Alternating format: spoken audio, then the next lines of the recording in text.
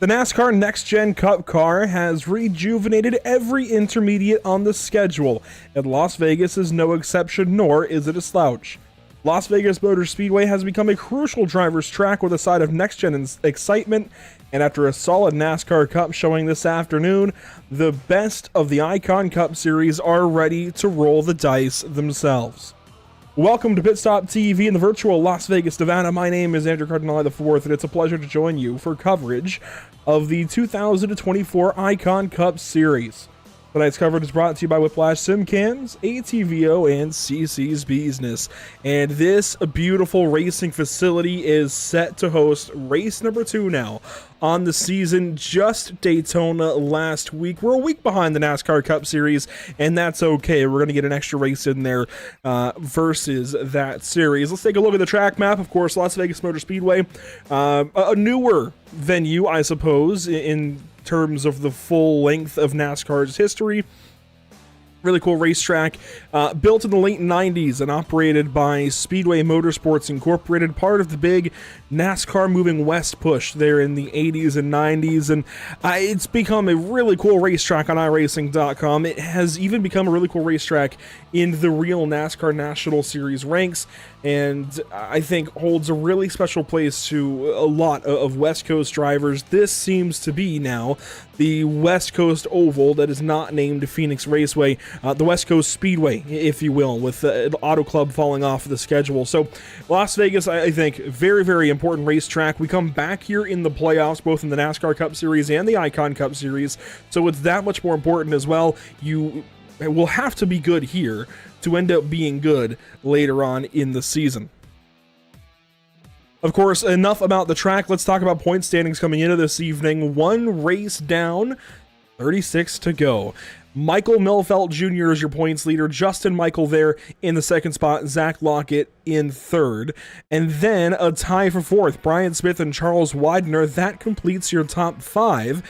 And look at Justin Bissonette and Kevin Gunther. They make it 7 cars, 7 drivers within 10 points of one another after 1 week of racing. And of course, this will all move around, jumble around, and be worth talking about over the course of the spring, into the summer, and then of course into the fall with the playoffs. But this is a very early picture as to where everybody sits after just the Daytona 300 last week. I think some other highlights in this standings graphic have to include Vincent Laraya, Stage 1 winner last week at Daytona. Jacob Gladulich tied with him, actually.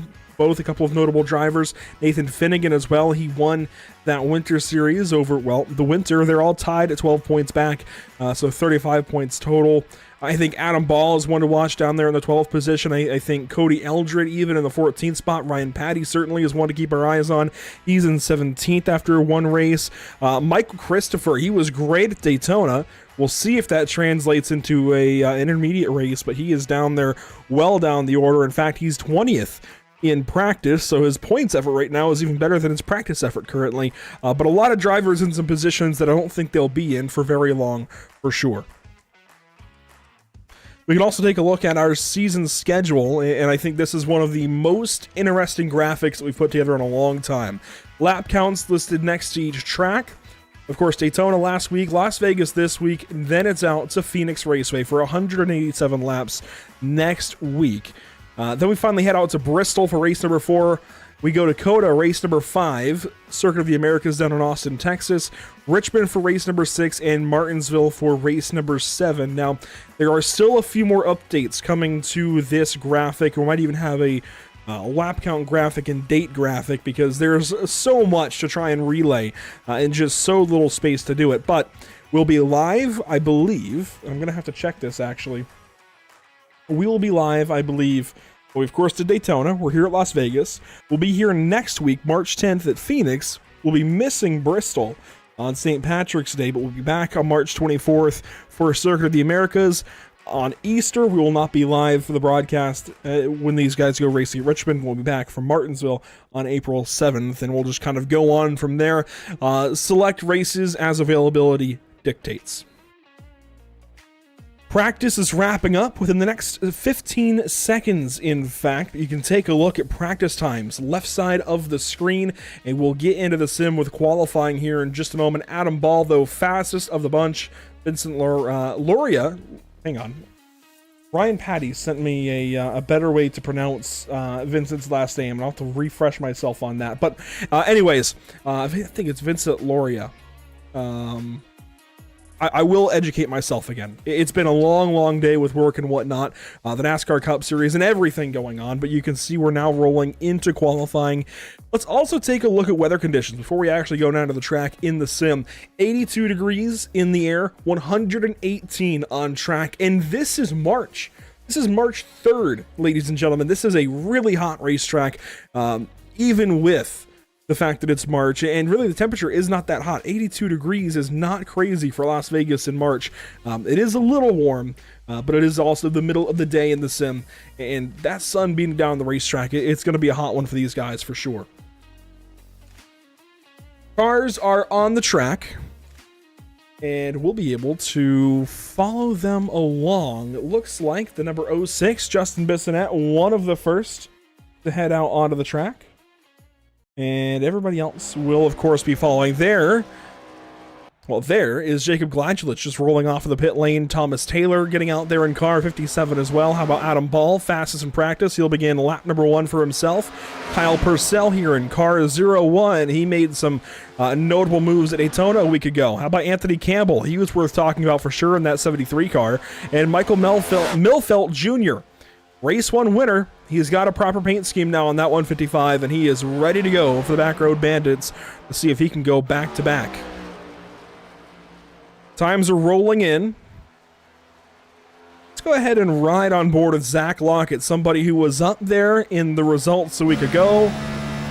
Sean Purcell goes quickest for now, but it's a real small sample size as there goes Adam Ball to the top of the list. Here's the onboard of Zach Lockett. That, I believe, is lap 1 complete. No, that was lap 1 beginning for the 93 car, rather. How about Steven Tuck at the 10?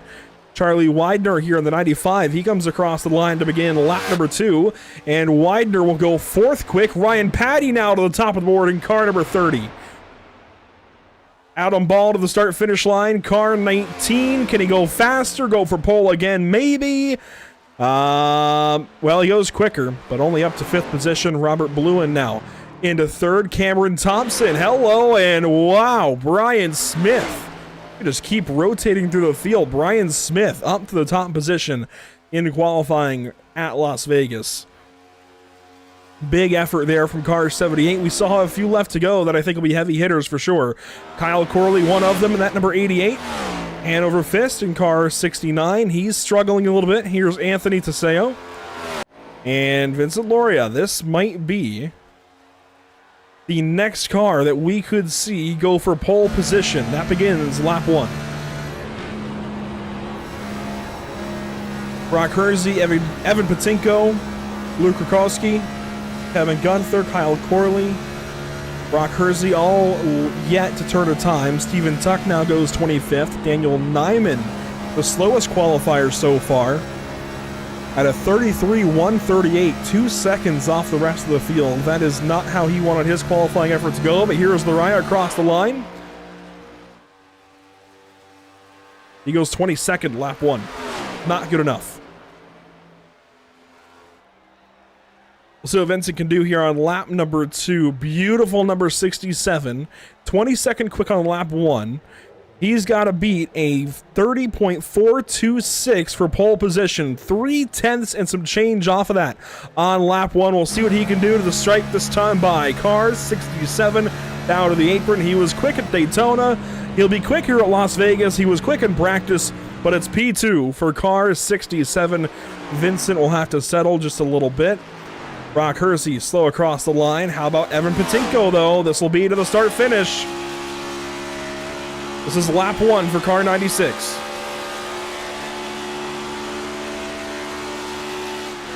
Lap 1 leaving a bit to be desired. He'll go 29th. Right out to the wall, though, down the Nellis straightaway. He's got another opportunity, of course, this time around, and lap 2 has been the money lap. And he is the only car left on the racetrack with 30 seconds to go to the start-finish line here. Evan Patinko from 29th. Let's see if he can pick something up here at the back end of qualifying. It is a 30.659 he'll pick up, but only good enough for 19th position, bumping Adam Ball back to 20th, Daniel Nyman to 36th, and Luke Rakowski and Brock Hersey will wrap up the field. No times recorded for either driver. They will start 37th and 38th. Qualifying will come to a close, which means we can, of course, get ready to go racing. 160 laps this evening. Thanks for being here at Pit Stop TV. It certainly is a pleasure as always. A big shout out to our partners with the channel: Whiplash Simcams, ATVO, and CC's Business. While we get ready to go racing for 160 laps, do not go anywhere. We'll be right back with racing action from Las Vegas Motor Speedway.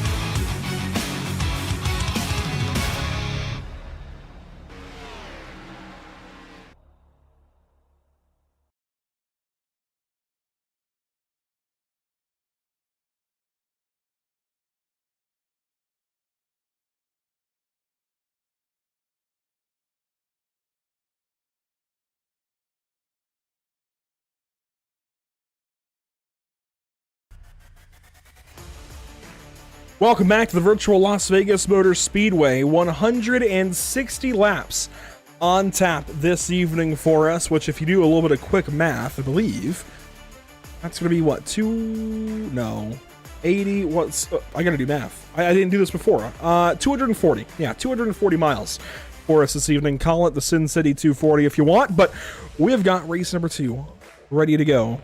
The field is getting a couple of warm-up laps in as we can take a look at our Whiplash Simcams race details. A lot to digest here, particularly the stage lengths, 45, 48, 51, and 61. And let me just double check that. Yeah, so those are the stage lengths, which means we have stage ends at the completion of lap 48 and 99. So I know it's maybe a weird way to look at it, but those are the stage lengths: 48 laps, 51 laps, and 61 laps. So there's a reason that we've formatted it that way, because the fuel window, give or take, is 38 to 39 laps, just under 40. Meaning we will have green flag pit stops in each stage if these stages go green. If they do not go green, there's really very little worry for these guys. What they aren't able to get in the pit lane, I'm sure they can try to save some fuel and try to stretch.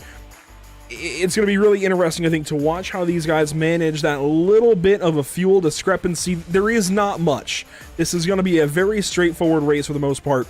1 pit stop in each stage. The big thing is, when do you pit? When do you take those tires? If we get cautions, how do you play those cautions? We'll, of course, see how the race unfolds here very, very soon. Also worth noting, the 5 sets of change tires. These guys won't really need that many. Let's see, they'll have to pit in stage 1, again at the end of stage 1, stage 2, end of stage 2. I think 4, well, actually, yeah, 5 change sets just might be it, depending on how they play this race.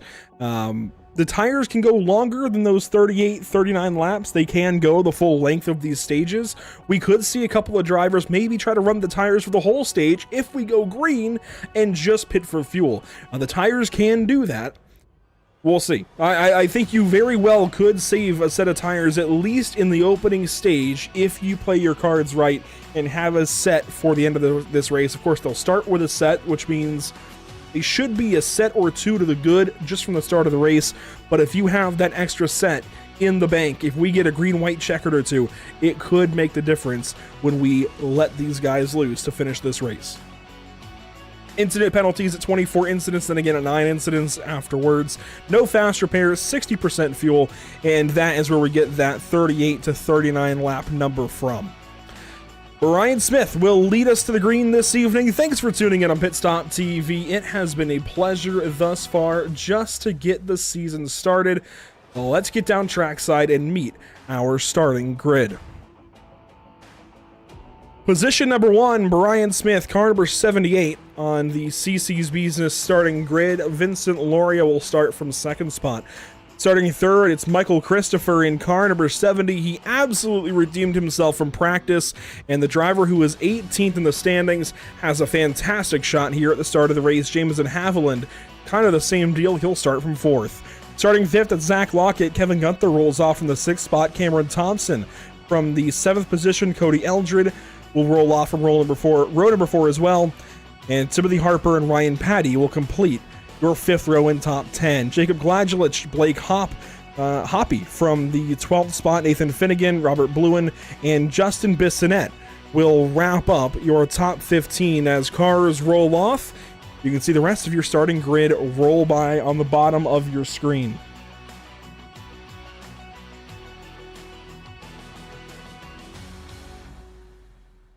Some 38 cars in all. And I think this is going to be a really, really crucial race. I said that earlier. I think I'll say it a few more times, honestly, this evening. This is going to be a very, very important race, crucial race for these drivers. If they want to be good later in the season, this is going to be a very important racetrack, not just because we come back to Las Vegas, but think about how many intermediates we see on the NASCAR schedule. This will make you potentially good at places like Kansas, places like Texas even. Charlotte might have some carryover. If you could be good on these intermediate tracks, you will be good at other racetracks later in the schedule. The iRacing.com safety vehicle will leave this field here in just a moment and get this race properly under green as you take a look at the back end of your field on the grid. Into the Geico restart zone we will go, and Brian Smith will get us green at Las Vegas.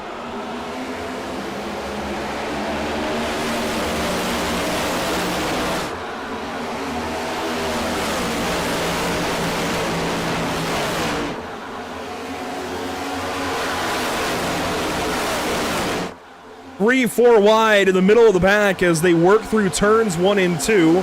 A couple of battles further back in the field. Up front, single file though through your top 5. Back to Cameron Thompson in the number 7 and Timothy Harper in the number 12. 1 lap complete from Las Vegas Motor Speedway.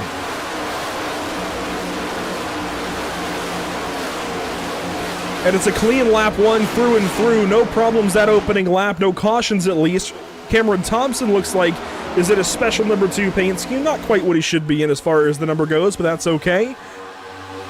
And a Toyota Camry leads 2 Ford Mustangs up front, then a couple of Chevrolet Camaros. Zach Lockett looks nice in the 4th position.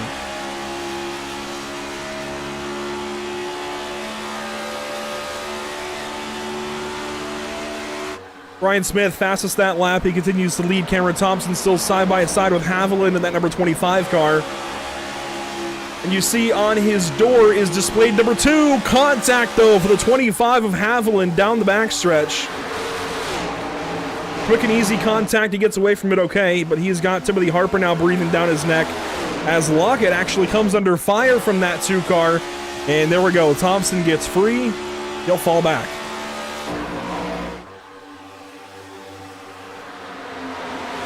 Thompson, though, still to the inside of car 25. Harper not able to get around just yet. Now he might have a chance as we get single file all the way back to about the 15th position. Justin Bissonette for 14th. Actually looks to the inside of Sean Purcell. And Daytona race winner Michael Milfelt Jr. getting this race started from 18th position. He's up to 15th and working to move forward.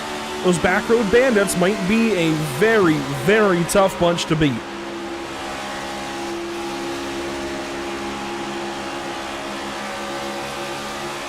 Play copy down low in the number 35 car. It says 23 on his door. Another one of those drivers with mismatched paint schemes. That's okay, though. Single file out front. Jameson Haviland now looking to the inside of Zach Lockett. That's for 4th position. And the field is already strung out quite a bit. In fact, looking from the blimp, Brian Smith is in turn 1. And if we just kind of slowly inch back through this field, see just how spread out we've gotten. There's a group back here, a little further back around 30th. There's a group back here, side-by-side racing with Daniel Nyman. A little further back, Luke Rakowski, Hanover Fist, Brock Hersey, and Eric Smith brings up the rear on lap number 6.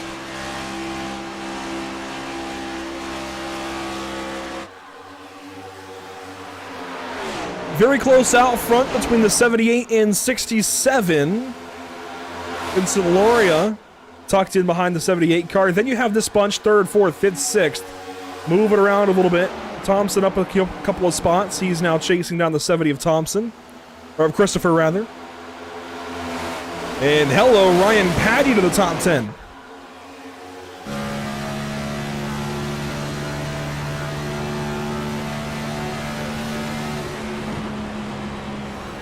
Ryan had a lot of troubles at Daytona a week ago, able to turn things around a little bit, at least to start this evening's race.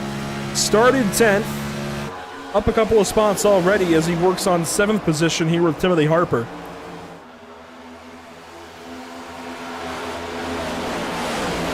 And he will take that 7th spot away, so move the number 30 Chevrolet Camaro up another position as Milfelt Jr. is really showing these guys what for early on. He is up from 18th rather, into 11th. He goes by Sean Purcell down low.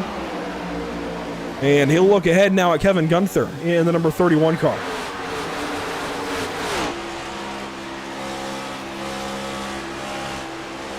But again, up high, gets a bit free. And this is actually a really cool fight that Milfelt's able to watch. A couple of Chevrolets going after it. Cars number 6 and 31 for 9th and 10th positions. So far, Finnegan seems to be on the losing side. That number 6 car going backwards on the top of the racetrack. But Gunther can't quite seem to get the pass cleared. One car up the racetrack, Haviland getting into Patty. Whoa, that was big. For a moment at least. Haviland got real snug, moved up into the 30 car, and now Harper's got a chance to go back at Patty. 2 corners in a row, Patty nearly got doored. And Haviland now drops out of the top 10. He goes back to 11th position. He's got Hoppy looking low. The excitement, though, seems to be in this group as a whole, as that was Milfelt cutting off Kevin Gunther. So Milfelt Jr. up in a 9th spot now.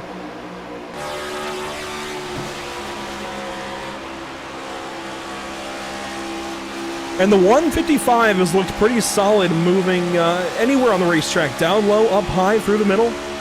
That Toyota Camry looking very stable as he's going to pull to the outside now of Timothy Harper in the number 12, and it continues to just move through this field as Patty gets free out of turn 4, jumps out the gas, and loses a spot now to Nathan Finnegan.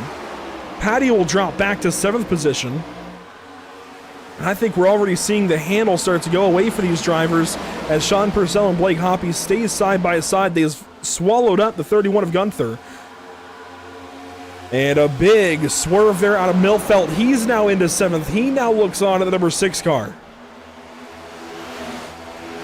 And shuts the door on Patty as the 30 gets loose again. Oh, and there goes Milfelt nearly to the grass. These guys are all kinds of upset on the racetrack. 3 wide, they go through the tri-oval. And they'll sort it out for turn 1. Milfelt, though, still sliding back in that 155. He might have burned those tires up. Go back to track conditions. 122 degrees now on the track. 3 wide they go as the 04 pokes a hole in the middle. That is Sean Purcell. Haviland up top, Milfelt down low. They stay 3 wide. They'll stay 3 wide even more. 3 wide into turn number 1 as Gunther starts to fall. Oh no, actually Gunther tries to pass the 25. Haviland about doored him. Now he'll get the fence pretty hard down the backstretch, and he's going to fall back to Kyle Purcell in the 01. Move Haviland now from inside of the top 5 to 15th position. And, Bissonet's going to get free. All of this while we start to have a fight now between Lockett and Thompson, this for 4th. Lockett going to go by the 2 car. And Finnegan is driven up to this bunch.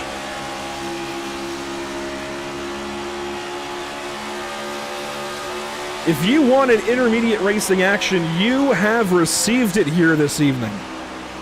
Finnegan going to drop down to the white line in 3 and 4 and use that to his advantage on Zach Lockett. And you can see the tire tracks through the grass. We have seen several cars getting free out of turns 2 and 4. Free or tight, both. Sometimes both all at once. Pass made for car number 6. Finnegan now up to 4th position, and this race evolves corner by corner, lap by lap. Charlie Widener, welcome to the top, nearly top 10.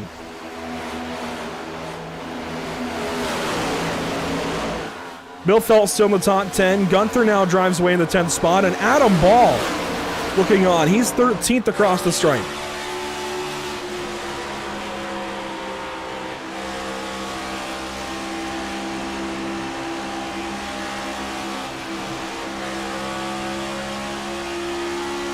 A little don't mind if I do there from Widener. He's able to clear Ball out of turn number 2.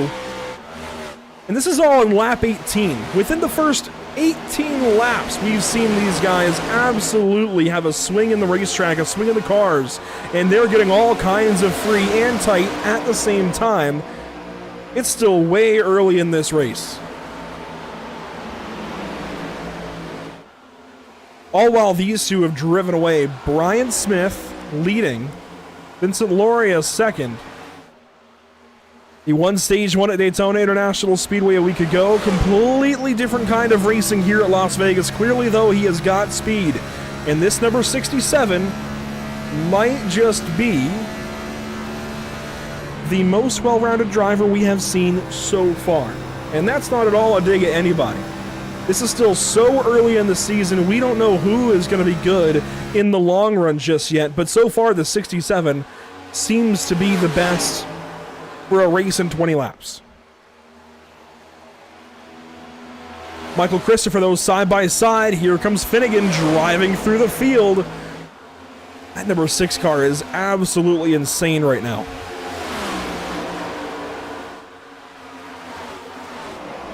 And they'll sort it out for turn 1. Finnegan taking the spot away. And that University of Rhode Island Chevrolet has just absolutely turned up the wick to a level I didn't know we had. From 13th to 3rd within 20 laps. These bring in the ruckus tonight.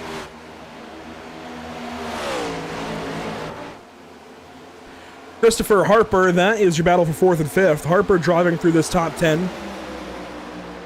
He'll try to go for 4th. While Lockett and Thompson continue to drop lap by lap, just ever so slightly. Your top part-timer of the evening so far is this Engine Ice Chevrolet Camaro. That's Blake Hoppy. He should have a 35 on his car. Instead, he's got the 23, but that's okay. He's ninth. I think we can ignore the car number for the time being as you see them getting all kinds of excited up ahead. Christopher getting passed up now by Lockett as Harper brings the fight to the 6 car. The 12 and the 6 side by side through turns 1 and 2. Harper going to drive away. Position clear.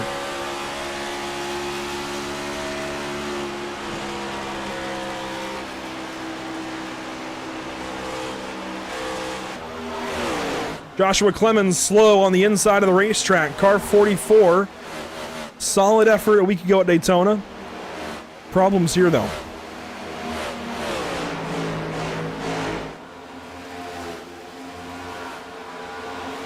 He's not alone. Actually, this isn't... Oh, wow. Maybe this is. Haviland comes down the pit lane. Tons of damage to the 25 car. And I'd have to guess the 25 will come in for service. We'll stop right in the box and try to get some damage repaired on that Chevrolet. He's got a lot of it. So an early pit stop there for him. And how about Finnegan? He'll come in as well. So clearly, these guys that pushed early in this race... They're going for the strategy of going ahead and pitting early. This is right in halfway in the stage. They're going to break the stage up in half. Probably, I think they all take tires. Finnegan up on the right side. And we should see lefts go on as well. Jack will go up. Left side's going on. He's not alone in the pit lane. There's Tanner Dio in the number 20. And we've got more coming in. Michael Christopher, car 70. Adam Ball, car 19. Mike Jennings, car 16. And there are more. Stephen Tuck of the 10 comes in. And Tanner Dio will head back onto the racetrack. So early pit stops. Our leaders, though, well, they are staying out. Loria has just fallen back. He's now over a second back of the 78 car. Might have got snug lately and dropped back as the 93 will head to the pits. That's Zach Lockett. And I still think if somebody feels like they can save their tires early here, it's worth it to try and save a set and just take fuel only on the pit stop. But I would also try to go as long as possible before doing that. They'll run lighter and be able to run a little bit faster at a straight line. A little bit of 3-wide action back here. Cody Neal coming up in the 4 car. They get to 2 wide pretty quick. That is Widener down low in the 95. He finished up front at Daytona. Cody Neal was up front a handful of times. And Justin Bissonette was, I think, one of the more memorable drivers from that race. He had a couple of big moments. Was able to still finish up front and is currently within the top 16.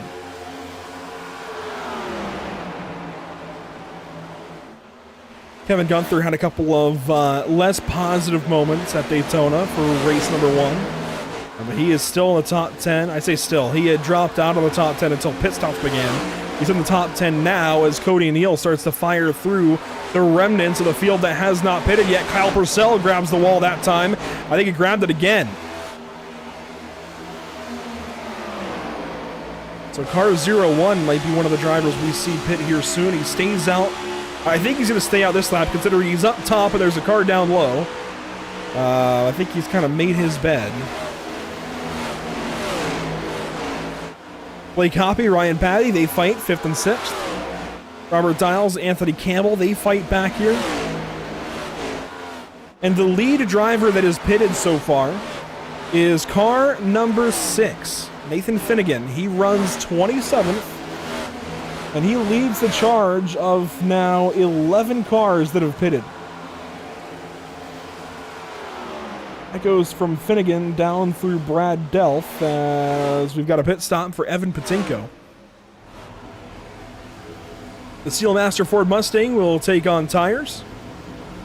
And he'll head back onto the racetrack. Quick pit stop there, 14:38. Zach Lockett, by the way, took 2, it looks like that, or he took fuel only. A quicker time in the box, 8.17 seconds. You only need a splash to make it to the end. I wonder if he took a single can. He's going to get swallowed up here by the 70 car, though. Christopher definitely faster, and yep, there goes the 70 car down to the inside.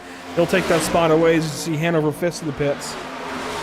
Kevin Gunther working out of the pit lane in car 31. And Robert Dials will come in this lap.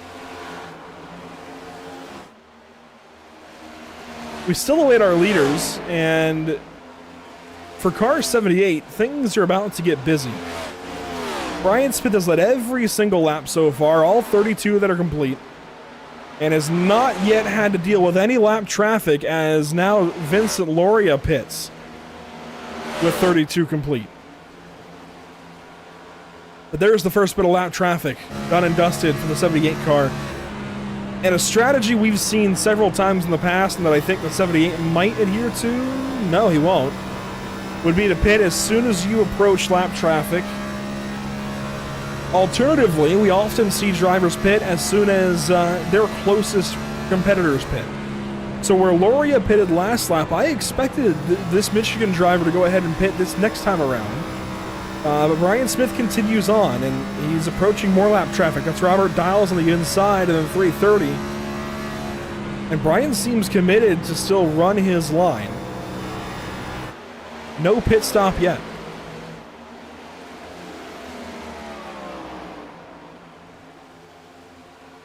Further back, some racing in the midfield. Here's side by side between Gladulich and Widener. Sean Purcell in that frame. The first real good fight on the racetrack is Cameron Thompson in 4th, Blake Hoppy in 5th. Of course, these guys will sort out to somewhere, I would say, around the 12th to 15th position, just based on how many laps they're running here, while other drivers have new tires.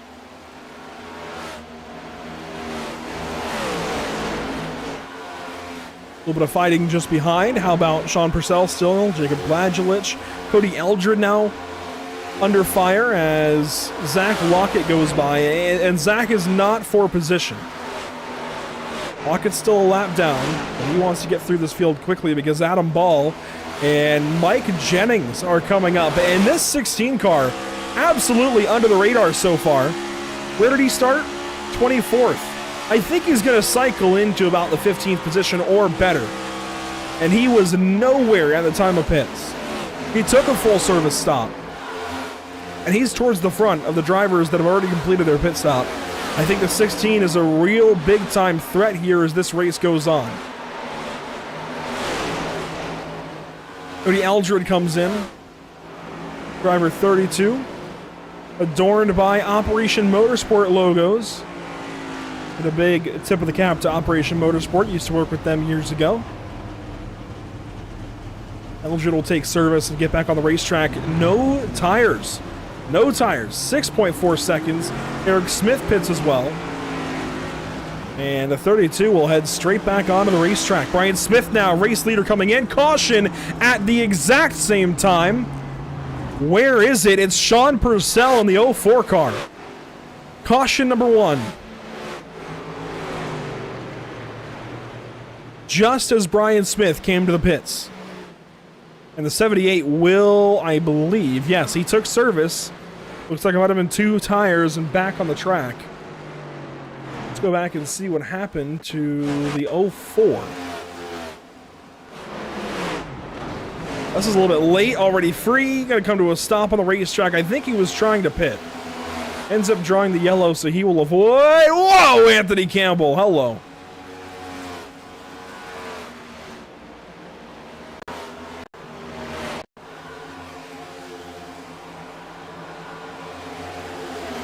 Well, watch this number 04. Sean Purcell will bring out caution number 1 today at Las Vegas. Oh, he's actually, he braked right in front of the 95.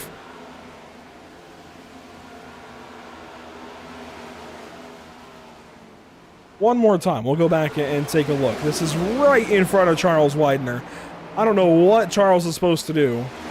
I don't know what kind of communication there was, but the 04 is still up the racetrack a good ways. I mean, he's on the bottom lane. Wow. Just lucky not to take out Nyman or Lockett. And then he was lucky he didn't get clobbered there by the 73 coming in hot. That is caution number 1. Now, what happened to the 80s or 78 in all of that? He's headed down the pit lane. Does he still... Well, he takes service, right? But it looked like he stopped at the end of his box.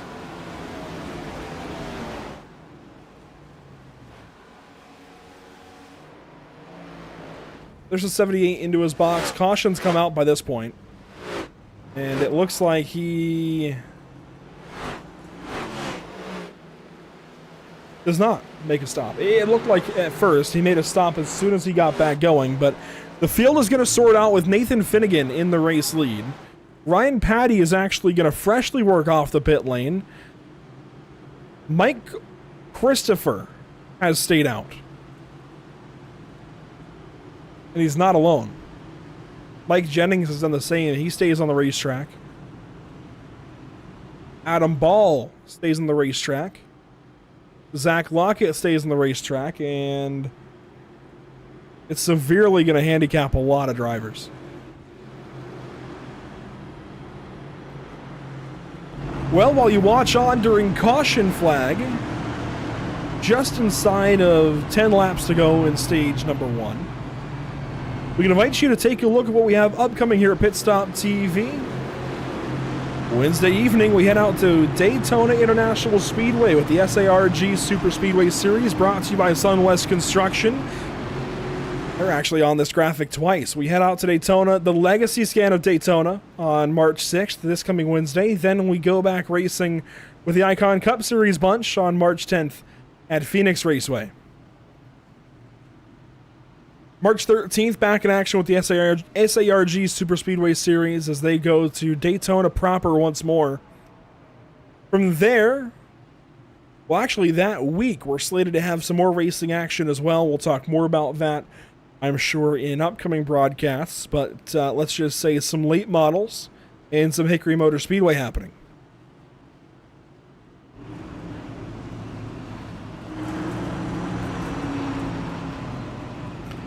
Nathan Finnegan, race leader, lap 41, and it seems like we may be under caution for yet another couple of laps. Got a lot of cars still stuck behind the pace car.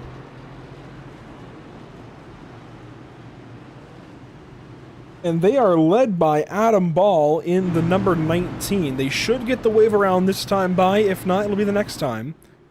And this is going to trap Adam Ball, Zach Lockett, Evan Patinko, Kevin Gunther, Thomas Taylor, Stephen Tuck, Joshua Clemens, Robert Bluen, Robert Dials, Hanover Fist, and Luke Rakowski, all at the back end of the field, forced to use a wave around, and there they go.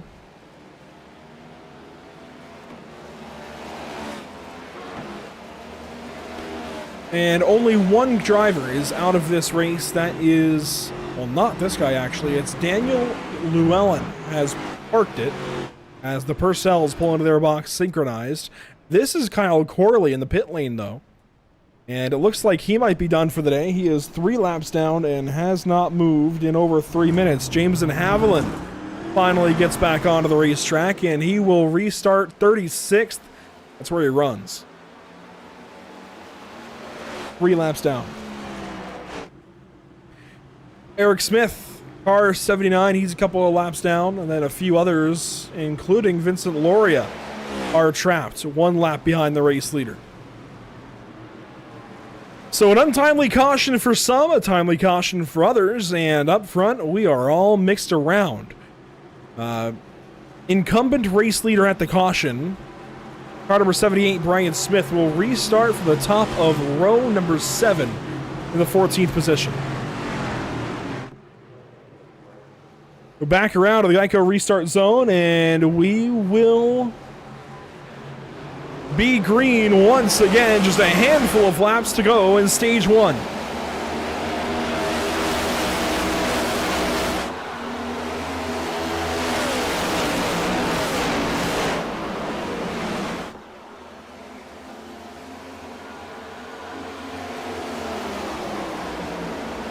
That was 6 laps to go in stage number 1. 6 laps until the first payout of the evening. Cody Neal to the bottom side. Gladjulich going to work up the racetrack. He got tight in the 14. He nearly got into Christopher. 1 lap complete from the restart. 5 to go on the stage.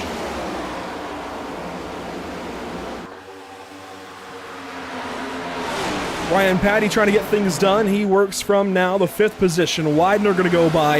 And we have such a crazy mismatch of who's got tires and who doesn't. We're going to see some real interesting racing here to the end of the stage, including Cody Neal, I think, about to win this stage. 4 laps to go this time by. He's on 4-lap old tires versus Finnegan's 19-lap old tires. Finnegan, though, going to block. And the Jimmy John's number 4 stays in line. Michael Christopher on old tires as well. He's holding his own. Charlie Widener there in 4th. Oddly enough, the car who sparked the caution is 4th position and looking for more.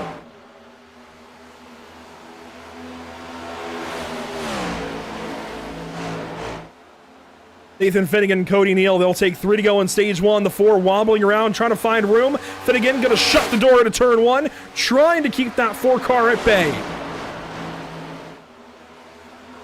That was 3 to go on the stage, and there goes Cody Neal.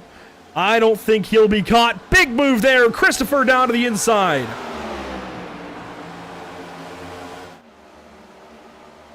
And Finnegan starting to look a little bit more anemic this run. Of course, he's got more worn tires, but even versus Michael Christopher, similar wear on their tires from the back end of that green flag run. The 6 car is starting to struggle as we take 2 to go in the stage. And down around that last stage point position, Evan Patinko currently in. Adam Ball, who has charged through the field since the restart, he's working on taking a spot away, maybe from Anthony Teseo. Yes, he will. That is 1 stage point now to car 19. Make that 2. He goes right by Gladjulich. 1 lap to go, stage 1. Cody Neal, the race leader. Side by side still. The Mustang caution. Timothy Harper hard around and in the outside wall. And that will complete stage number 1.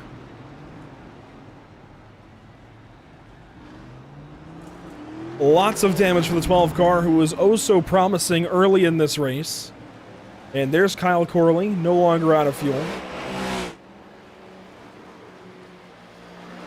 Absolutely hate that for Harper. As high as 2nd in this race earlier on. Our leaders, though, now a lap removed from the stage. Cody Neal will take 1st. Michael Christopher 2nd, Nathan Finnegan 3rd, then Widener and Milfelt top 5. Ryan Patty 6th, Evan Patinko 7th, and incumbent race leader at the time of that first caution, pole sitter, and leader all the way through to that first yellow. Brian Smith will just grab 1 stage point. We can look back at what happened here to the 12 car.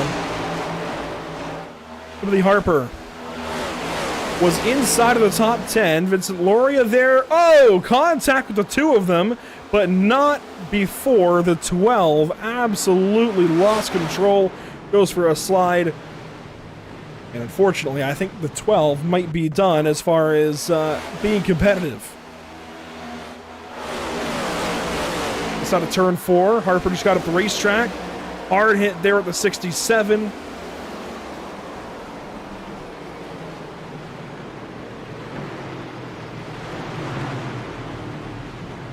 That's all she wrote for car 12. He'll stay in the race, but severely handicapped.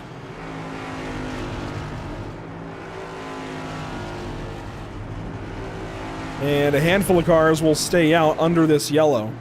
Anthony Teseo, one of them, he will cycle to the race lead for the time being.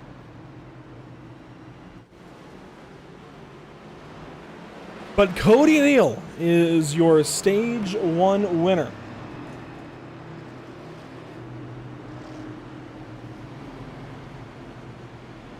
Racing down there with Vincent Loria and Anthony Teseo, teammates to that group.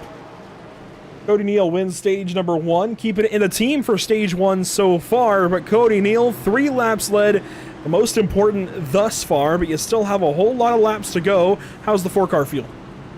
Feels pretty good. It's getting a little loose there at the end of that long run, but we'll see what changes here. And of course, that particular paint scheme has had some decent success, we'll say, in the NASCAR Cup Series in past years. Are you trying to kind of take this unorthodox approach? I mean, I know that the caution in the middle of the pit cycle really changed things up. What's the plan then in stage 2? Do you try to run long again, see if you can get a caution, or do you pitch short like most of the field did? No, I think you run it empty, 100%. Go as far as you can. I was lifting super early in that first stage. I was even clutching it and turning it off. I got almost 5 extra laps of fuel out of it, so I think you just stay out as long as you can. And certainly with these caution laps, you get that much closer to lap 99. How's tire wear, though? Of course, accelerated temperatures, 120 degrees on the track. How are the tires feeling it? Oh, they are not liking it, that's for sure. We'll be using all 5 sets today. So then how important is it as well to save this fuel and make sure you keep a set in the bank? Very, very important today. You know, this track is very aggressive on your tires, especially in this heat. So you need all the grip you can get. Well, Cody, congratulations. Stage 1 winner, just like your teammate last week at Daytona. Best of luck to you. Hopefully we're talking to you later. Thanks. And Cody Neal, from that same team as the number 15 of Anthony DeSeo, the number 67 of Vincent Loria, who won stage 1 a week ago. Well, Loria, unfortunately, was a part of that caution.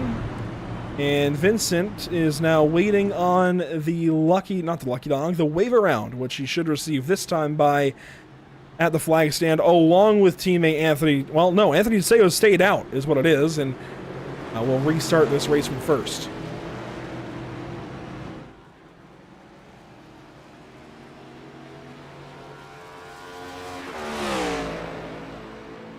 Vincent was so good early in this race. Unfortunate that things have unfolded this way for him. But still plenty of time to get back into it as we work lap 52 of 160. And we talked briefly, as you heard there, about fuel and tire strategy in this race. And I think there's a lot of water held in the theory of trying to save a set of tires in one of these stages. I would have thought that drivers would have started it in stage 1, and clearly some tried that. I also would have thought that more would have tried it. But clearly Cody Neal believes that is the way. And Cody stays out. No, actually he pitted, just like the rest of the field aside from your top 2 of DeSeo and Rakowski.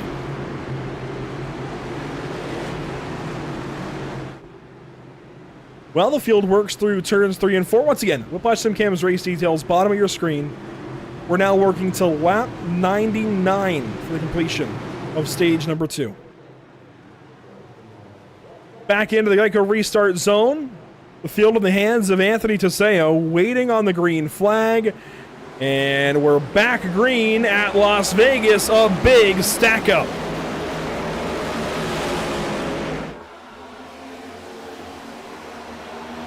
Cody Neal already to the inside. Finnegan painting the wall up top. Widener, Neal, Christopher, Patty in a line on the bottom as they chase DeSeo off the banking of turn number 2 and down the Nellis straightaway. Finnegan off the top rope out of nowhere lap 1. And how about our pole sitter? Just went 10th in the stage after climbing back through the field. He is second now across the stripe to begin stage number 2. Wow, things have changed in a hurry.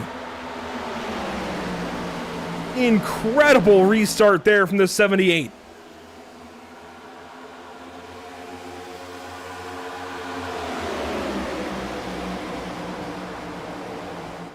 Seems like the bottom's the place to be. All of the leaders going straight to that white line. DeSeo stuck up top. Here comes Cody Neal looking for third. He'll find it. Ryan Patty in this group. He looks on as the 15 continues to lose time. Christopher now a bobble there in turn 2. Patty tried to swallow him up, couldn't do so. As now Thompson works by the 15 car. Widener going to take a look as Bissonette challenges down low. And those 10 points to get this day started, that's important stuff for the 4 car. Any of those points that you can get in stage 1, stage 2, they're important. Oh! Look out, Charlie Widener. Anthony Teseo slowing down on that top side. He's got those old tires. I would have to guess that now he's just trying to stretch it out until the fuel window opens up, which means he's going to have to get to about lap 69, lap 70. Well, no, a little earlier than that. Lap 59, I suppose. So he's got to go another handful, 5-6 laps until that window opens. And then that would be a long time on that set of tires. Zach Lockett going to roll by that 15 car as the field continues to just work past the 15. Up front, though, a different manufacturer in each of the top 3 positions. Toyota, Chevrolet, Ford. And Cameron Thompson has woken back up. He's got Bissonette, though, right behind him. And that is a pass at least attempted by the 06. Bissonette might have him clear. Gonna slide up in front of Thompson, who lifts.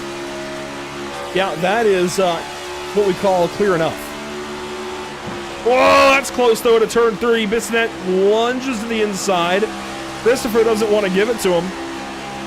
But I think we'll have to settle here as the 06 is quick. Nearly contact through the tri-oval. And they'll sort it out in turns 1 and 2. This time by Bissonette down low on that white line. Clear enough round 2, maybe? Not quite. Christopher's still there on that 70 car on that low drag Ford Mustang. He was quick at Daytona. Quick again here. Contact between the two. Bissonette's going to carry him to the wall. And Christopher is going to fall back, but now he's got to deal with Thompson once again. That is not how you make friends on lap 60 of 160. There are still 101 laps to go, and the 06 just used the door. That is not how you get things done early. Well, I guess he got things done, but it's not how you make friends.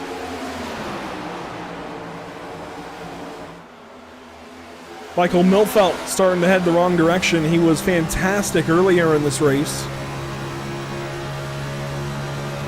And based on his pit time, I'd say he came in maybe for fuel only at the stage break. Of course, I believe he's one of the drivers that pitted early.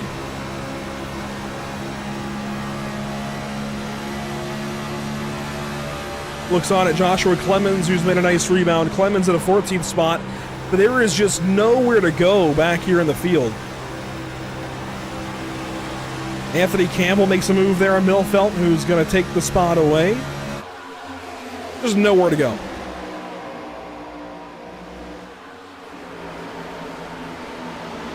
Clemens now 13th as opposed to 14th as he works on Patinko.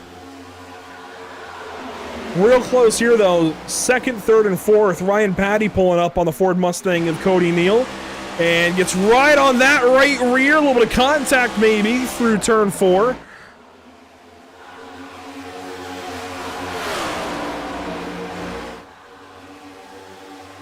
Glad those two saved it, but here comes Bissonette now, who's been uber aggressive to begin this stage. He puts his left front on the right rear of Cody Neal. And he's going to use that to his advantage.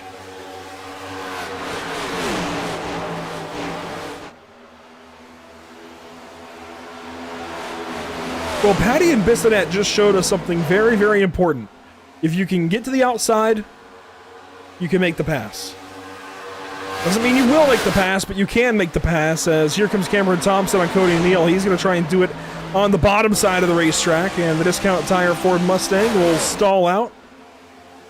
And watch a couple of Chevrolets stay side by side. Patty and Bissonette, this 06. I don't know where he found this pace to begin stage 2. He was 15th to 18th in stage 1. He's free there, though, out of turn 4. And this is where the car starts to step away from these guys. Here comes Neil back on the top side.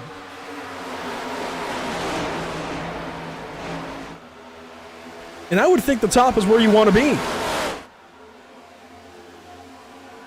Down low, though, for Cody Neal. He's going to try and make it happen on the bottom side. Racing oh so close with the 06 through turn 3. And oh so close once again. Bissonette cherry picking off the door of the 4 car. Takes the spot back away. A little ways behind these guys. The Purcells are nose to tail. Adam Ball, Joshua Clemens, they've gotten single file. Anthony Campbell, though, still working here with Anthony Anthony Campbell, Michael Milfelt, there we go. As they race for 17th and 18th positions, respectively. And Anthony Tizeo, oh my.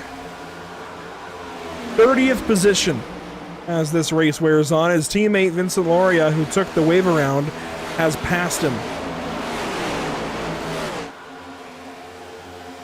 And Timmy Harper in that 12 car, of course, was the big part of that caution to end stage 1. He's into 22nd.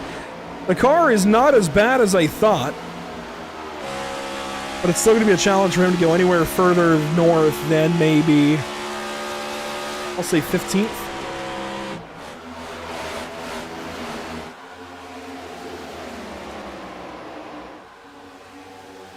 Cameron Thompson, Michael Christopher. Christopher, the crossover to turn 1 from high to low, attic to basement, and can he make it clear in turn 2? The answer is no. Patty, though, big adjustment. He's trying to break the draft. Bissonette looking on, trying to get up to that number 30 car, and tight, loose, maybe, who knows?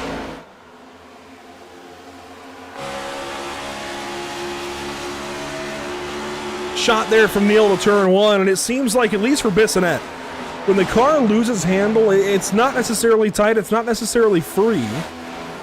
It's just not driving the way it's supposed to be. It gets everything all at once. It's like it gets overstimulated. The back end goes up the racetrack, the front end goes up the racetrack, and for different reasons.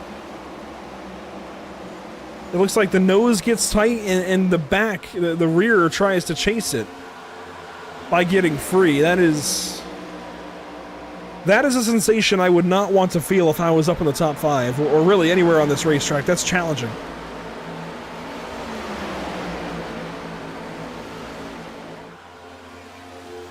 Meanwhile, Adam Ball gets on by Evan Patinko. This is 12th, 13th, 14th, and so on. Widener looks on now at the 96 car. Patinko holds the 13th position. And how about Thomas Taylor, as Joshua Clemens is going to pit lap 71. This leaves the better part of 30 laps to go.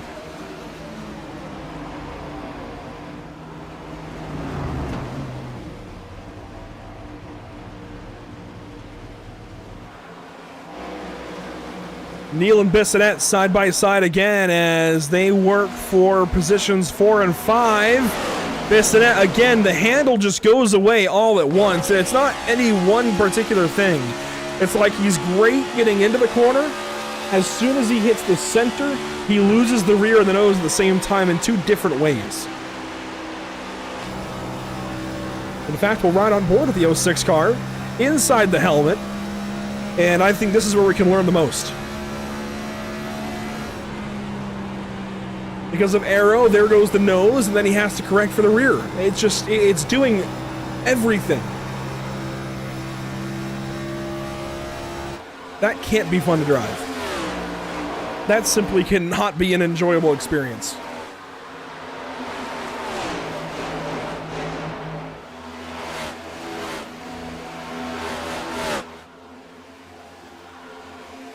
Blake Hoppy into 6th. And frankly, I don't know if it's Blake Hoppy, Blake Hope, Blake Hop. Hoppe. But Blake is into the 6th position as a part-timer, top part-timer of the field by a long shot, as now Ryan Patty going to lose a spot to car number 4. For a moment, anyways. Neil powers back by as Blake Hoppe. I don't know.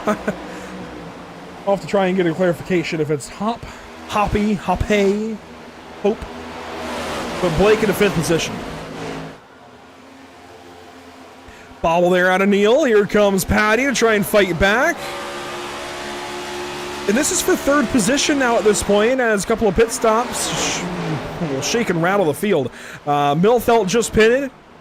And there goes the 4 car. Cody Neal finally gets by the 30 and gets clear. He's going to bring that 23 along with him. And the part-timer sends it up the inside of Ryan Patty. In the back, though, Charlie Widener, Michael Milfelt, Kyle Purcell. Tons of pinners here. A lap ago and tons more. Wow. The 70 comes in with the 7, the 04, the 93 of Lockett, the 73 of Gamble. And this battle does not let up. Patty off the top side, off the top rope. Neil got free. And that's Blake down low on the enginized Chevrolet. Neil gonna now paint the wall up top, see if he can hang on to this 3rd position, or if a part-timer might drive on by.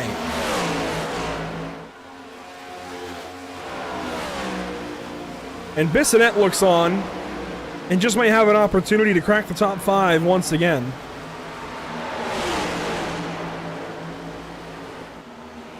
There's Campbell working out of the pit lane. Brian Smith yet to pit in stage 2. He leads the race. Finnegan 2nd, Hop in 3rd. And that is Cody Neal, 4th place now, once again in the 4 car. Patty's 5th. Bissonette is 6th. A little deeper in the top 10. Pachinko and Gladulich now 9th and 10th.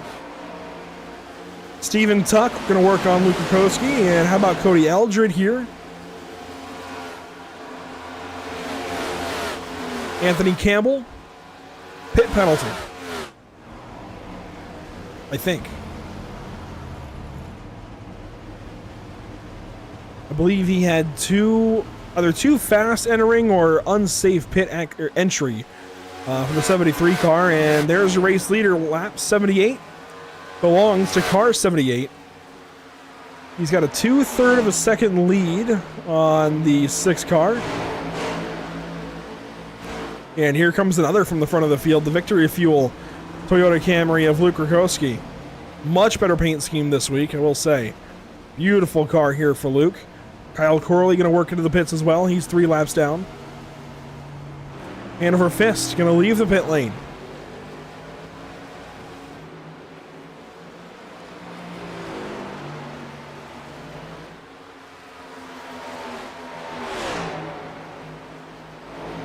So far in this pit cycle, it seems like you're either pitting early or you're not. There's really no in-between, as Ryan Patty has moved back by Cody Neal. And this 30 car, of course, Daytona is Daytona, but he left a lot to be desired after week 1. And he comes into this race, let's see, where is he in points? Back there in 17th position. I get Daytona is Daytona, but to come out here at Las Vegas and run this strong, clearly he's got a handle on the car.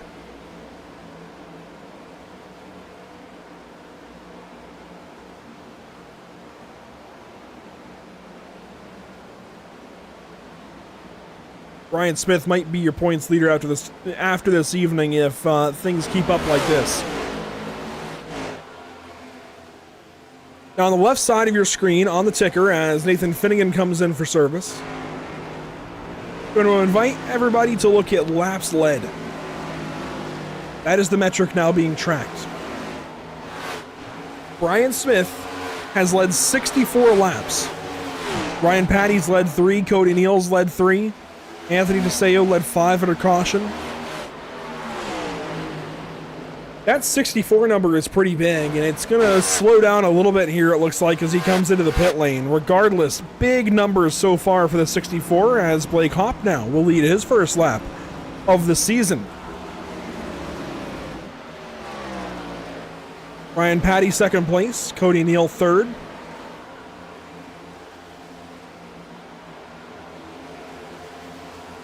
And while this field undergoes some changes under a green flag run, We're going to bring back a segment we haven't seen in a while. We're going to go to the sounds of the sim and let you guys sit in on what it sounds like at the virtual Las Vegas Motor Speedway.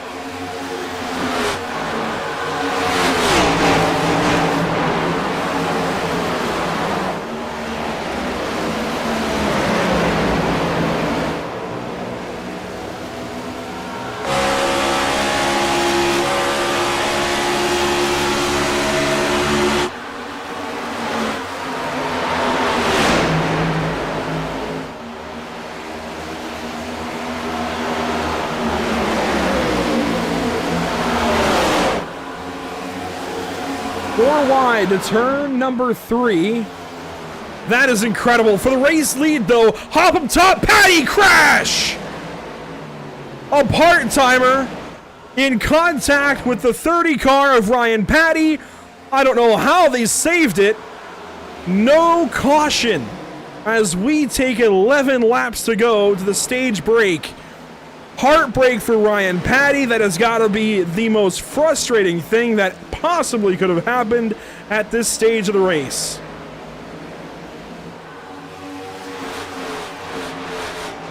What a way to end Sounds of the Sim. For the first time this season, first time in probably a year or so. And here comes Patty to the pit lane. No, maybe he's trying. He'll just make it. Cody Neal will take over the race lead, trying to save through the stage. We talked with him in the stage break and learned about the strategy he would likely be employing. He's doing it here. 10 laps to go, stage 2 rather, the last time by the flag stand. And sure enough, car 4 is going for it, or will he pit? He is going to pit. So a splash and dash maybe, just hangs on to it coming into the pit lane. And we'll ride on board, actually, and see what Neal does. Give us a chance to catch our breath after that moment with Patty and Hop. Those two cars, I think, essentially written out now.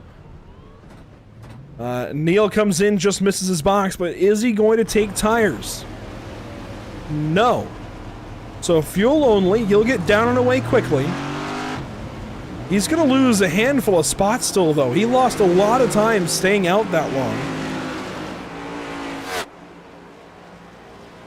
And he'll work back onto the racetrack, 10.3 seconds. He's already down to 16th.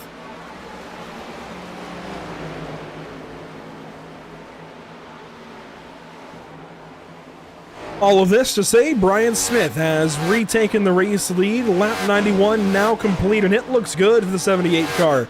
2 seconds back to Mike Christopher in the second spot. Kyle Purcell in third. And then this fight. Look at these guys through turns 1 and 2. Widener up top. That's Finnegan down low in the 6 car. He is not on tires, it looks like. He took no tires. He's on fuel only. And, you know, theorizing, thinking about this race, I really thought the no-tire strategy might be the way to go. Apparently not. Tires proving to be this darn good and make this much of a difference. That divide is much wider than I thought it would be. Also, check out Timothy Harper.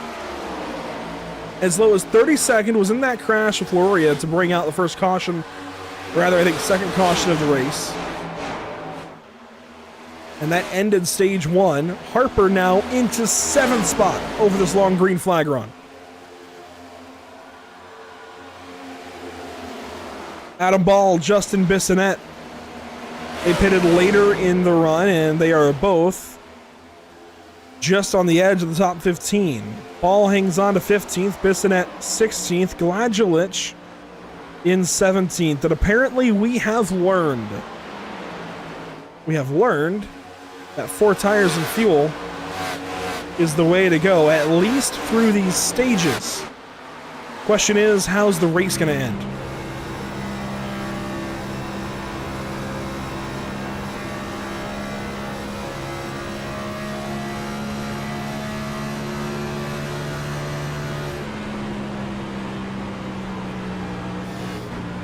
On board with Smith as he works by the 23 of Hop.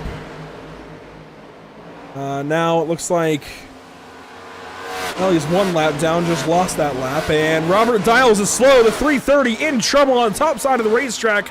He'll swerve down to the bottom and onto the apron, but that toe link is absolutely crunched. The 330 more or less disabled. Let's see what happens here to Robert Dials. Massive contact, it looks like, for the 330. Racing with Cody Eldred. Eldred running... Oh, wow. What a hit.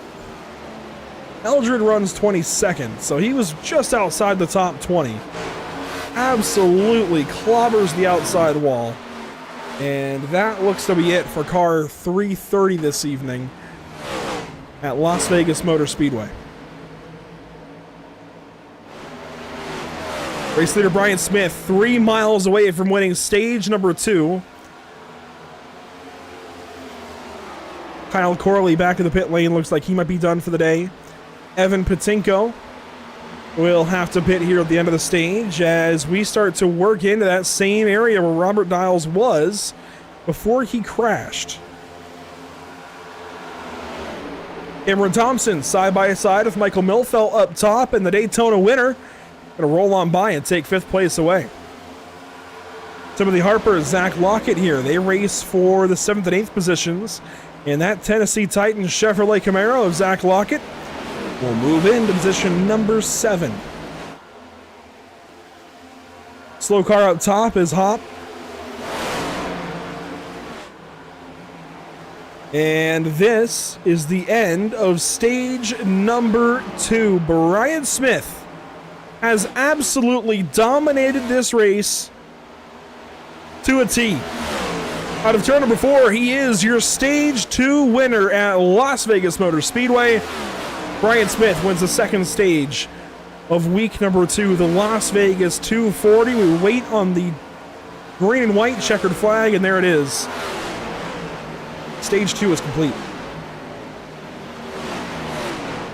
And Finnegan, I think, will just hang on to a point over Sean Purcell. It's going to be close between the 04 and the 6 cars. Otherwise, the rest of stage 1 is decided with Harper and Clemens grabbing a couple of points each. Milfelt there in 6th. Brian Smith, of course, taking the lion's share, 10 for car 78.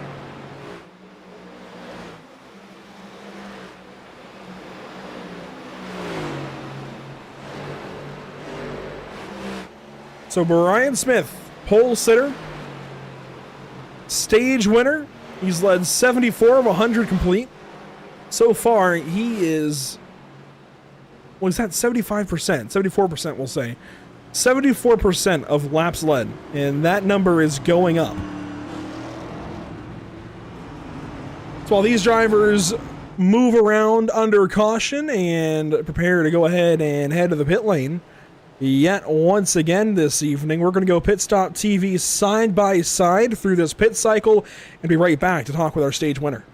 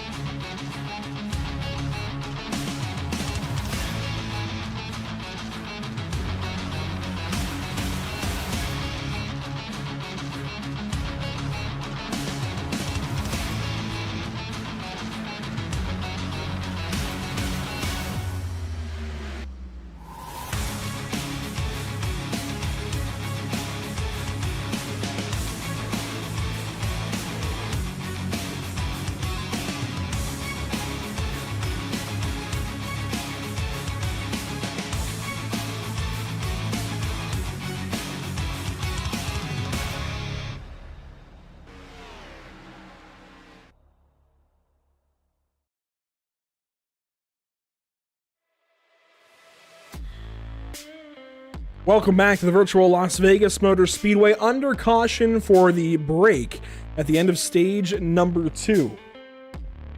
And we will get down and talk with our stage 2 winner, almost said stage 2 race winner, Brian Smith, car number 78, dominating the day so far. He'll restart third, it looks like, but let's go grab the driver from Outback Motorsports that I think looks to be your race favorite. I don't know how you could vote for anybody else.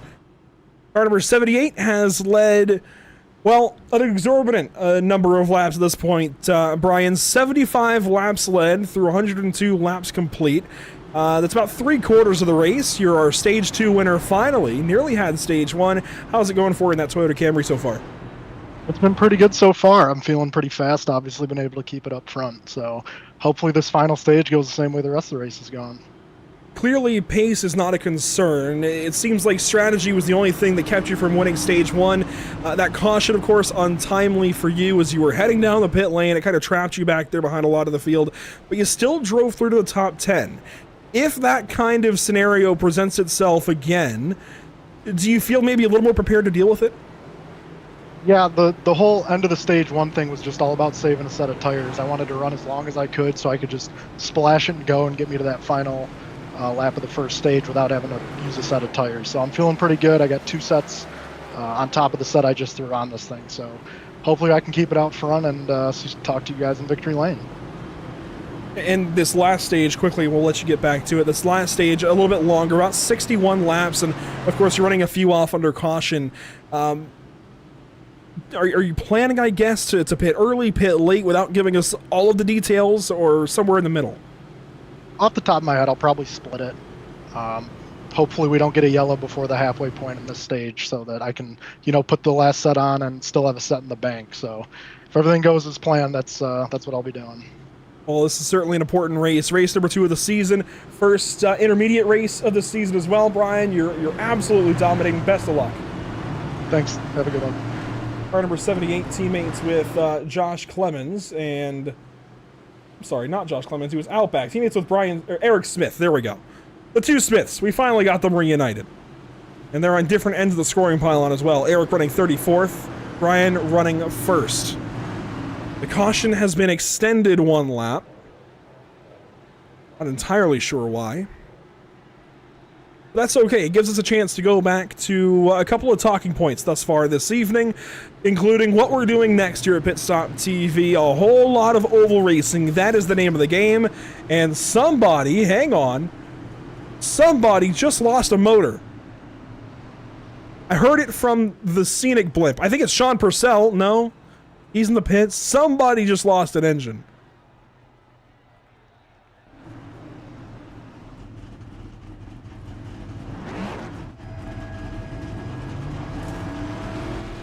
Ryan Patty's in the pits. He's got a lot of damage, of course. I don't know who it was. I hope you guys heard that as well. If you're a veteran to iRacing, you'll know what I'm talking about when that sound came across, man. That is signature sound of an engine letting go. But we'll let it be. Wednesday, we head out to the Legacy Scan of Daytona International Speedway with the current NASCAR trucks. We go Super Speedway Racing for the 5th time in 2024 with the SARG Super Speedway Series, their 5th race of 7. They're back at Daytona a week later on the new scan. And in between, we go down to Avondale, Arizona, one of my favorite racetracks in the whole wide world, even if the configuration is less than ideal. My home track for a handful of years. Phoenix will be a whole lot of fun on March 10th. Back into the Geico restart zone we go. Brian Smith, the race leader, to get this one restarted, and we are back green at Las Vegas.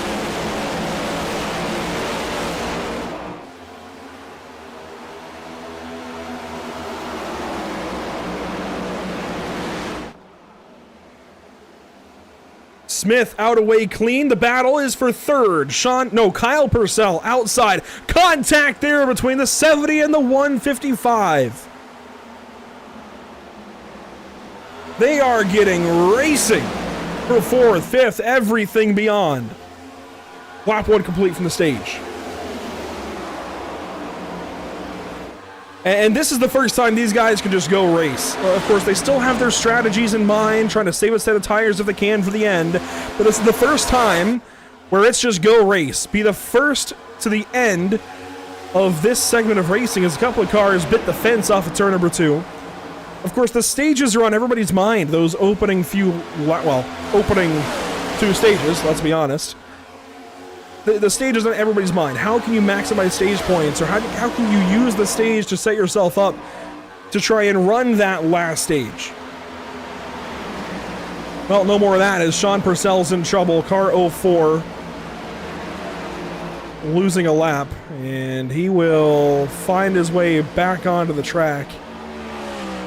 Not sure what happened to the 04 car, but problems nonetheless. Wow, some more dust on the wall there out of turn 4. Timothy Harper leading Adam Ball and Justin Bissonette off the corner. They were getting real racy at the end of stage 2. They're getting real racy again as Vincent Laurie is back in the field. Well, back up front anyways. In the 12th position. Joshua Clemens just behind. And Kyle Purcell ducks to the inside of Cameron Thompson. This is for 2nd. Purcell trying to stay staggered to the Toyota that's leading. That got real close.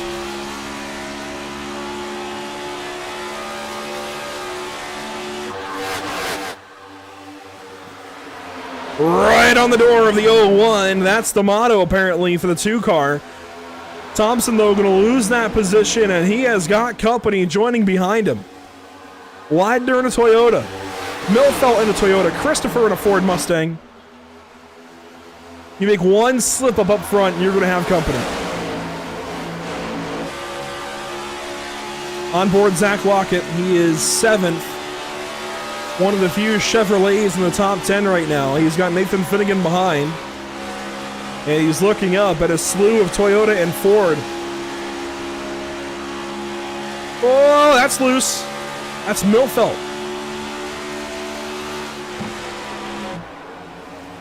Not a huge moment there for the 155 off of turn 2. But Milfelt definitely stepped out free. Whoa, that's the moment, though. Kyle Purcell off of turn 4. Big move to the inside. Thompson going to look low. No dice.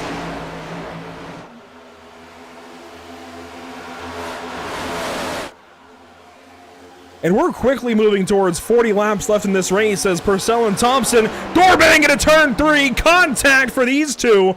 And it's getting extra heated out in Las Vegas. Thompson going to take the spot away. Purcell drops. He's going to come across the nose of car 95 now, shutting the door on the back road bandit machine of Charlie Widener, and Purcell drives into turn 1. He's trying to get back to that 2 car. It wasn't heavy contact. There was definitely a door bang there to turn 3. And these guys are definitely getting a bit warm.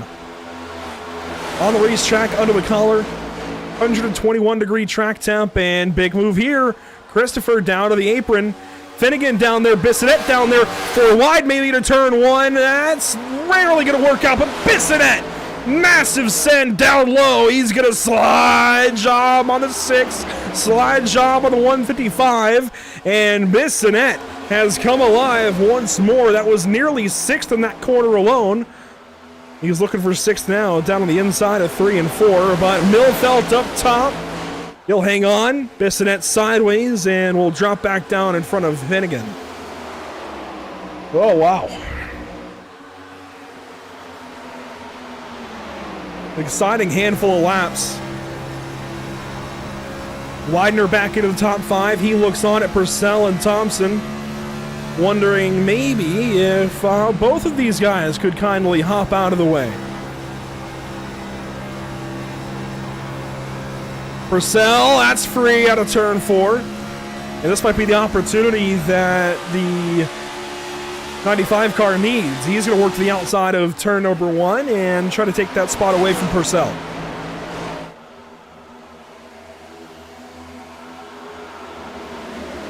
And he'll get to the outside. So too will Christopher get to the outside. Well, nearly got to the outside of the right rear of the 01 car there in turn 1, but Widener will take this spot away, and that kickstart Toyota gets real free, nearly into Christopher in the 70, and that should be a spot for Mike Christopher down to turn number 1.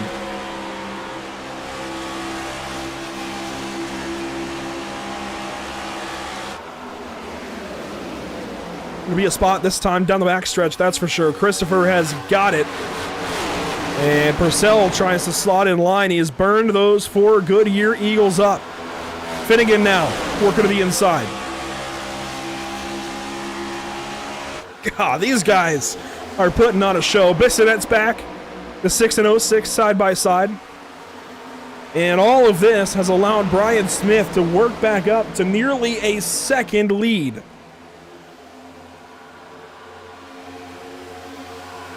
Deeper in the field, there's a couple of battles. We'll highlight them briefly.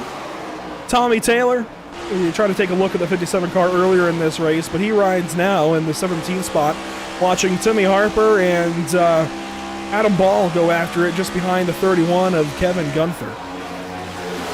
And Adam has been quick today, and it's unfortunate that he's mired this far back. Same for Timothy, really. These 2 cars, the 12 and 19, I think have had some of the best speed. I'd say at least top 10, if not top 5. Just circumstances that maybe have put them both outside of the top 10. Side by side here, Cody Neal, Zach Lockett, the 4 car, who won stage 1, is 11th with 40 laps to go. 41. His teammate Loria's up here. He runs 9th on the top side of the racetrack, so these two can work together if they can just link up. Loria grabs the fence down the backstretch, and you know there was conversation in the NASCAR Cup race broadcast earlier today, right at the end of the race, about if Bubba Wallace might help out Tyler Reddick. It sounds like he did that earlier in the day. Could these two start to work as a team? I don't know, but 3 wide ahead looks real fun as Millfelt's caught in the middle. Thompson down low. Christopher up high, and they really come together off of the corner further back. Cody Neal gets back ahead of the 93 for the time being, but Lockett not going away without a fight. He's right on the left rear. Breaks a little bit free, so too does the 4 car, but they figure it out. And maybe 3 wide for the 12th spot. They will go. The 44 backs out. That's Clemens. Christopher and Milfelt side by side, and now nose to tail as they work down the backstretch. Big move out of Thompson. He goes way to the inside. And they're still, wow, they were moving around back here. Lockett moving around. Harper, Neal gets loose in the bottom of turn 4. Up the racetrack nearly into the 12. And Thompson doing a bit of mowing down the front stretch. And he's going to lose the 70, the 01, and the 155.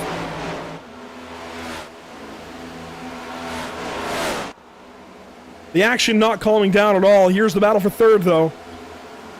Milfelt going to win the fight for now. That's Purcell up top, Kyle Purcell in the 01 car, and the 70 belongs to Mike Christopher.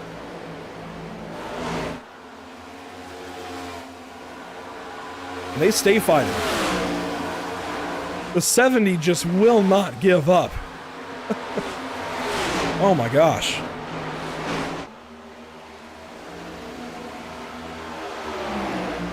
It's been a rough go here in this battle for Christopher in the 70, but he is absolutely not giving up. He will not go down without a fight.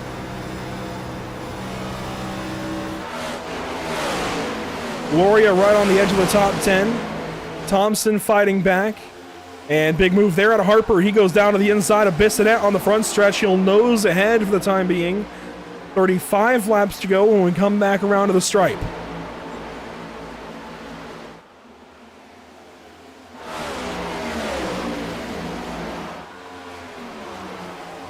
The field is getting all sorts of spread out as this run works on, but there are so many fights left to be decided. The only one that's decided for now is the race leader, Brian Smith, out and away to a 2-second and change race lead. And now Christopher slides in line behind Milfelt in the 155, but I think realizes that he's just got to take what he can get for the time being, cool those tires down, and come back to it.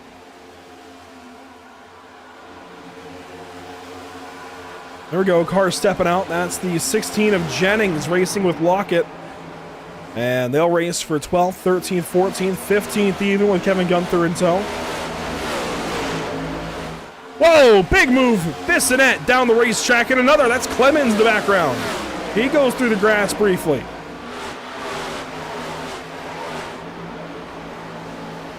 Clemens gets back on the track in front of Adam Ball. Bissonette was all over that last lap, though, out of turn 4. Caution.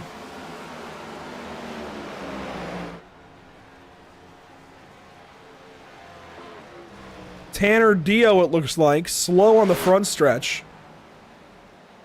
And he'll be the reason for caution number... hang on. For 4.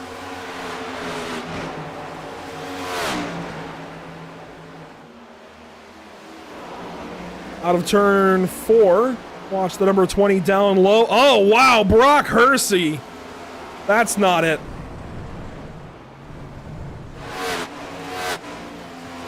That is so far from it, metaphorically. What was going on for the 24? Let's see. Slow here with Cody Eldred, Ryan Patty, and Anthony Campbell.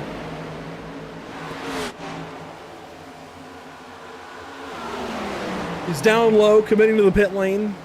Anthony Campbell there as well. Sean Purcell up top. Hersey slows down already in front of Campbell. He was a lane up, and then he's stopping. Oh my gosh.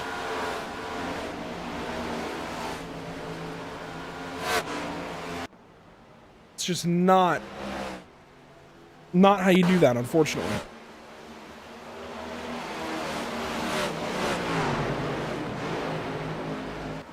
Wow.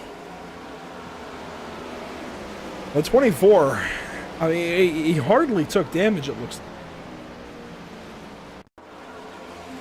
Really, the brunt of that was worn by the 20 of Tanner Dio, who was just a little ways behind. You see this is all developing. Slow car, brakes, and down the racetrack. And Dio never had any chance.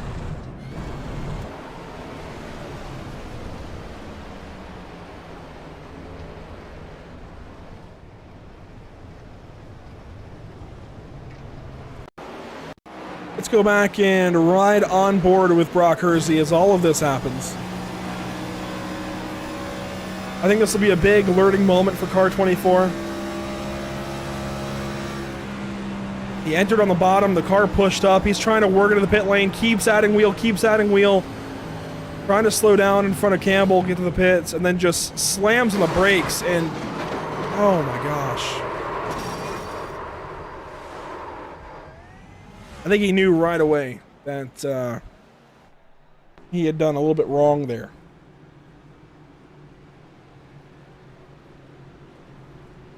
Robert Blauen gonna stay out and or Bluen gonna stay out and take over the race lead for the time being. Actually, he does not stay out. I think he went straight through the pit lane, taking no service.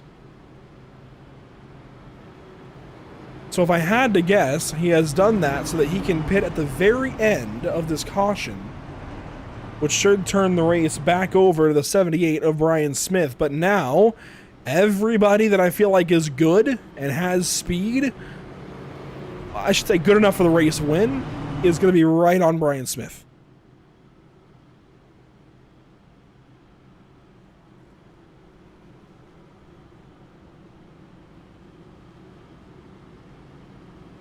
Some updates about drivers in this field. Llewellyn parted ways with us 111 laps ago. Jameson Haviland is out.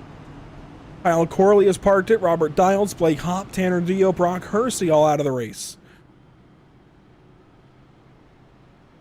That means the next driver, I guess the lowest driver, last as they run, is Eric Smith back in the 31st position. Anthony Campbell is also 3 laps down. Sean Purcell going to join those guys, I think, here pretty soon at 3 laps down. He's 2 down for now, and he will roll to try and keep it 2 laps down. Evan Patinko is 1 lap off the race lead.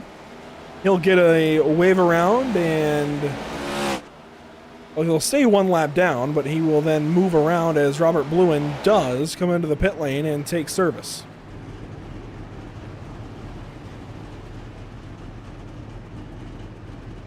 So 30 laps to go, that last time by the stripe. We'll have 29 when we go back green. It's Smith out front, then Widener, Milfelt, Christopher, and Purcell your top 5. Finnegan will restart 6th. Harper from 7th. Thompson from 8th. Loria and Neal complete your top 10. By the way, weather conditions, you see these guys weaving to try and clean their tires. Partly cloudy, air temp still 82, and track temp up to 120 degrees. Next week for the Icon Cup Series, we head out to Phoenix Raceway. 187 laps. It'll be one of the shorter races considering it's a mile racetrack. But certainly will be important considering that's where we're going for the season finale. Brian Smith going to lead us back to the green. Waiting on the restart zone. Green flag back in the air. We're racing with 29 to go at Las Vegas. Big crash. There goes the 12. And they're going to litter the front stretch with race cars. Gunther involved. Harper involved. Eric Smith involved. Evan Patinko looks like might have been involved. Daniel Nyman, I think, maybe.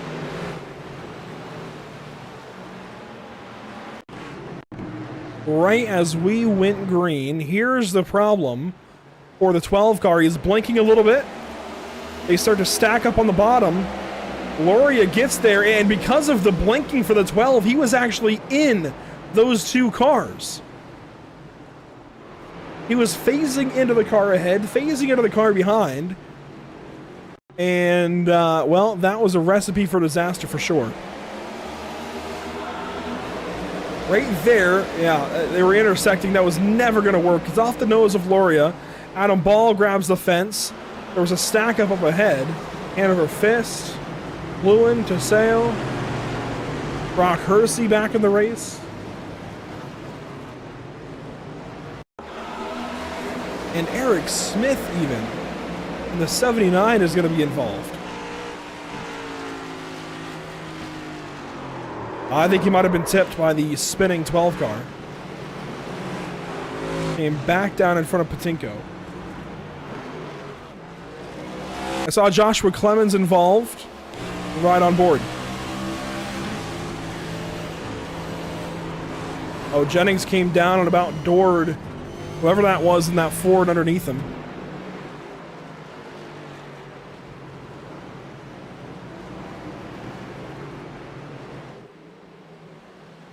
Actually, not sure who that was.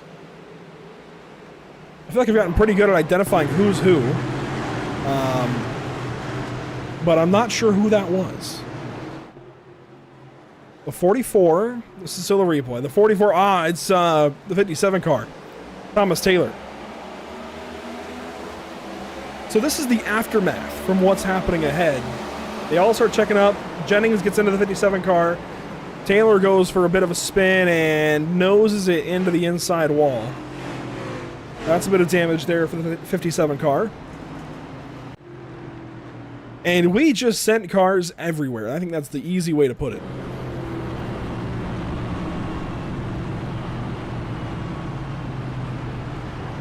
Well, we have a handful of takers under this caution as well. Adam Ball is one of them in the 19 car. Robert Blewin as well. Came down to the pit lane. Galadulich, I think, might come back around for some more service. Battery's just working the banking. Gunther just worked off the pit lane. Mike Jennings, Ryan Patty, all going for repairs. Timothy Harper as well, of course, and I don't think heartbreak is a strong enough word for the 12.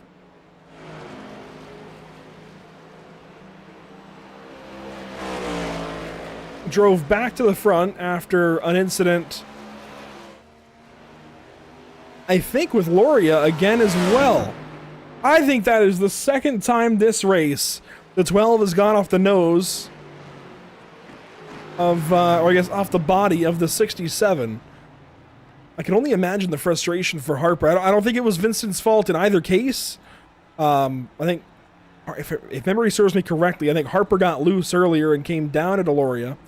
This time, Harper had a blink and everybody's just trying to go on the restart.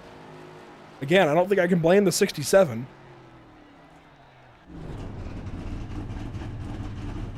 What a day.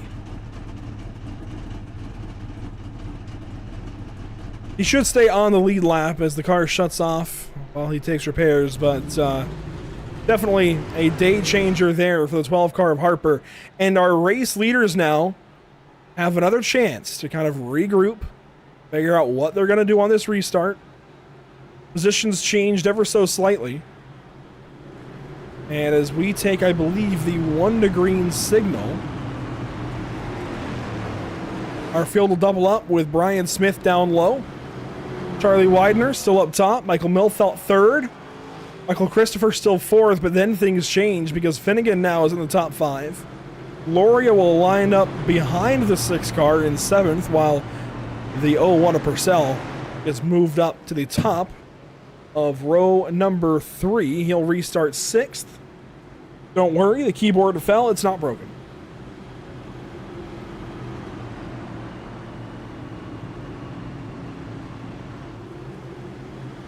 Once again, if you like what you're seeing, we've got plenty of races on tap. 37 for this bunch. We won't be live for all 37 of them. We'll be live, I think, for about 25 of the 37 races, maybe 23. I forget the exact number. It's somewhere over 20, I believe, but a lot of races for sure. The first one we're missing is Bristol. Will also be off air from Richmond. But we will get Martinsville in, and then I think we're skipping Texas back at Talladega. And we kind of work on from there. It's a little unofficial, though. I don't exactly recall, but Brian Smith will lead us back the Geico restart zone to try and get this race back underway properly this time. With 24 laps to go, we are back green at Las Vegas.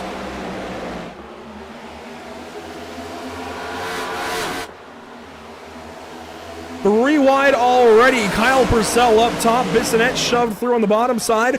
Loria going to shoot up to 5th. And Christopher went absolutely nowhere on that restart. They're all going to jockey around. Big move here from the 06. 4 wide for a moment. They get down to 3. And 3 wide behind. Bissonette at the racetrack. Big mistake there. They try to go 4 wide. They will go 4 wide for a moment. Cody Neal to the bottom side of the racetrack. Thompson in the middle. Insane restart scenes once again. Cars in the outside wall. Lockett and Widener both. Where did Widener go? He's 9th. Finnegan takes over 3rd. Loria 4th. Bissonette 5th. And wow, big door shot there from the 70 of Christopher. Closes the door on the nose of the 7 car of Thompson. And now Widener has to try to drive back through this field. He's side by side for 9th with Kyle Purcell. Purcell a bit tight, a bit snug there. Up the racetrack, Widener has to get out of the throttle. He falls back. Christopher, big block on the backstretch.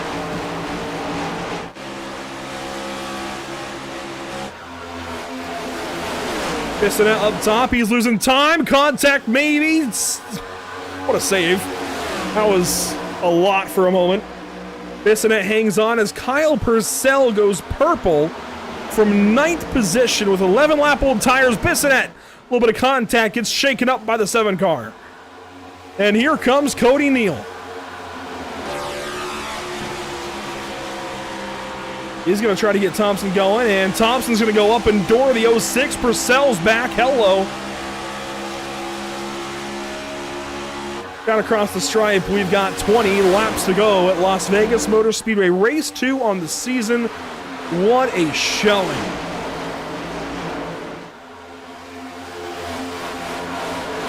Early contact there between Thompson and Purcell. Thompson going to slot in line. Neal going to look down low. And that's going to try to be a pass for 8th position. If Neal can get there, he won't. Too much turbulence down low. Too little aero grip. And Milfeld out front is starting to reel in Brian Smith. He's running a little bit adjacent to the line of the 78 into the corner, then pulls down into the draft on exit. Caution. Evan Patinko in trouble, and that is a disheartening picture to say the least for car 96.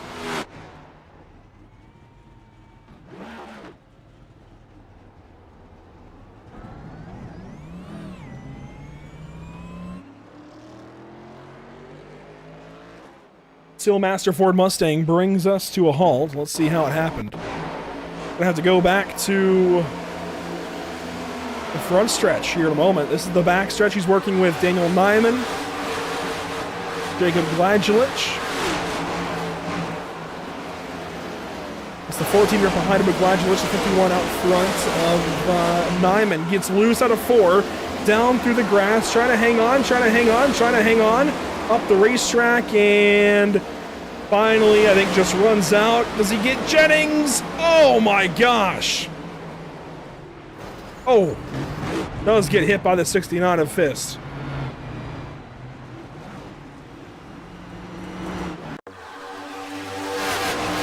See how that close that was with the 16. Mike Jennings, here comes Patinko up the racetrack, squeeze! Just gets by.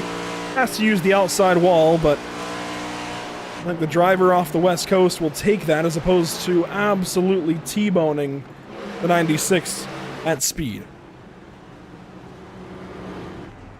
Jennings will come in for service, as does most of the field, including, whoa, hello, Brian Smith comes in, Loria comes in. About half of the leaders pitting here. This is unexpected. They were saving tires for this exact kind of moment, but I'm surprised. Loria, Neal, Widener going to join him. Finnegan, Milfeld, Bissonette. most of the leaders.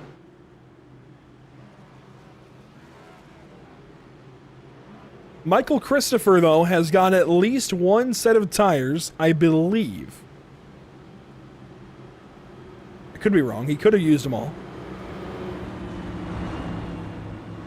But if there's, well, there is definitely one driver who absolutely has a set of tires left, and it's this guy, Luke Rakowski. He's going to line up third if he holds his position here. You know who might not have tires is the 01 of Kyle Purcell.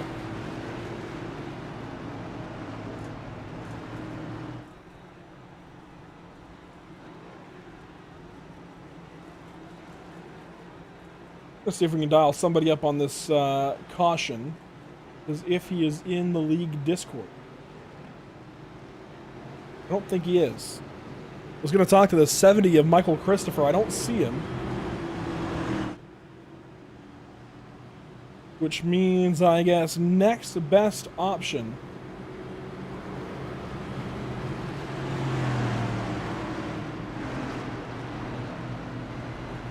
Well, it's slim pickings. Not everybody is in the league Discord. And if you're hearing this and I don't talk to you here, maybe you should be.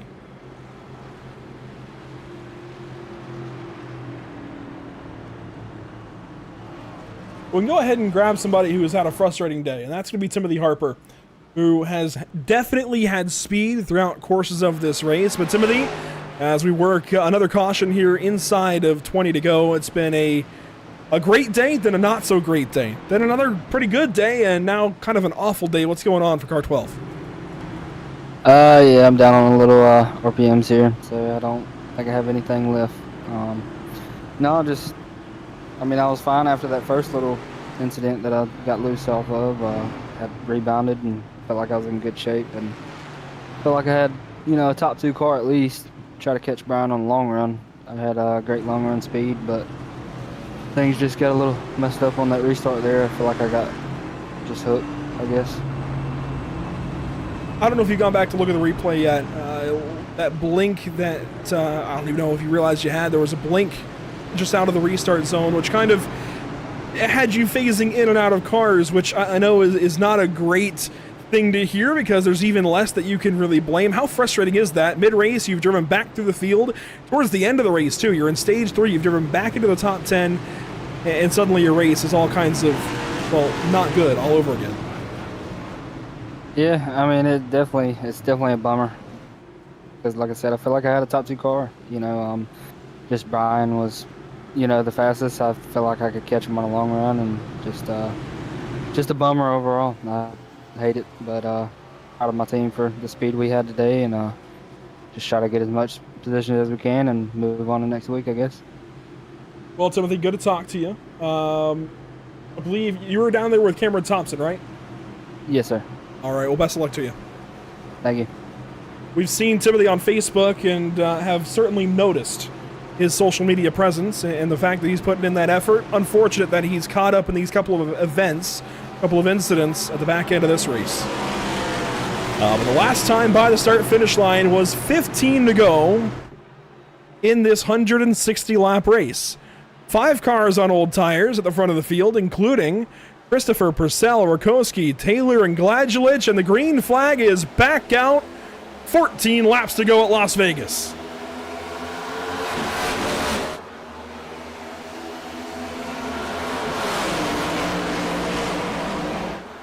Big moves from Brian Smith on the restart. He's already into third.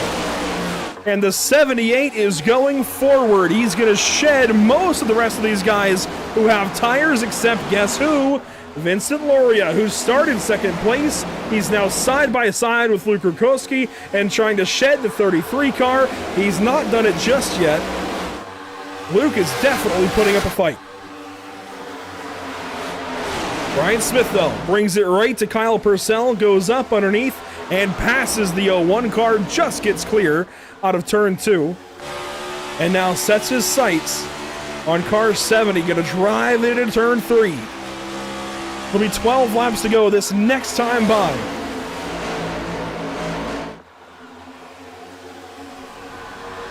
Tucked in line, the top 3. Vincent Loria just behind. A couple of slow cars, actually, as everybody gets all kinds of out of shape. Rakoski is slow on the bottom of the racetrack. New tires meet old, and how about these couple of teammates up front? They're now 4th and 5th. Loria, Neal. Kyle Purcell still up here, but a lead change that is oh so important to the rest of this race. Brian Smith back to the point at Las Vegas, 11 laps to go. That might be all she wrote. He has now led 115 laps of this race. There's 11 left to go. That could become 126. Absolutely insane numbers given the lap count of this race as a whole. Domination out of the 78. A grab of the wall there for Joshua Clemens. He's 10th. Charlie Widener looks on and, of course, would like to take that spot away as Charlie runs 11th. I don't know what happened to the 95. He was doing fantastic for a long time. That long green flag run, even through a couple of restarts, he held it out front and then just missed one restart, went backwards in a hurry, and is now just trying to get back into the top 10. He's got the opportunity just ahead of him, though, to try to follow his teammate, Milfelt. And will he make it 3 wide? He thought he wanted to. Thought about it. Thought better of it. Blajelich and Clemens, though, a little bit slower than that 95 car, and I think time is ticking before Widener makes a move. Also, how about Ryan Patty into 12th here? A shove of the nose of Zach Lockett. It's a little bit wide in turn 3. Contact between those two. Lockett! Crash! Hard in the outside wall. Caution is out again.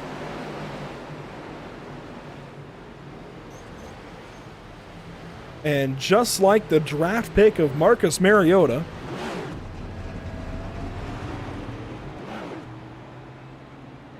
the 93's day has absolutely gone poorly.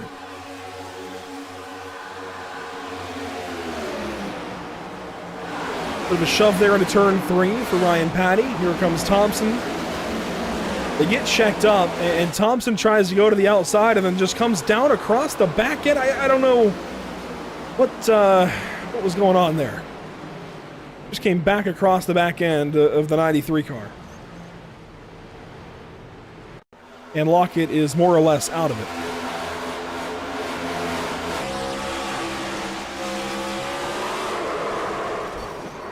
Wow.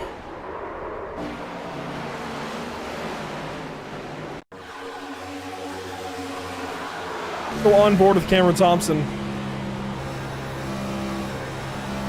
He's been very, very aggressive today.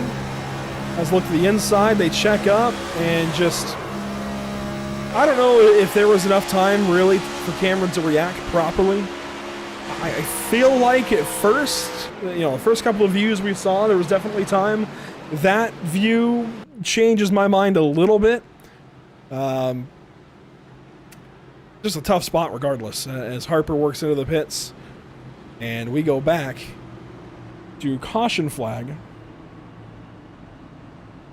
6 laps to go that time by. We're going to have about 3 when we go back green flag racing. Patinko will get a lap back. And for those wondering about the 93, well, he's still in this race. He's actually going to be 21st. Of course, a whole lot of damage, but he stays out under this yellow.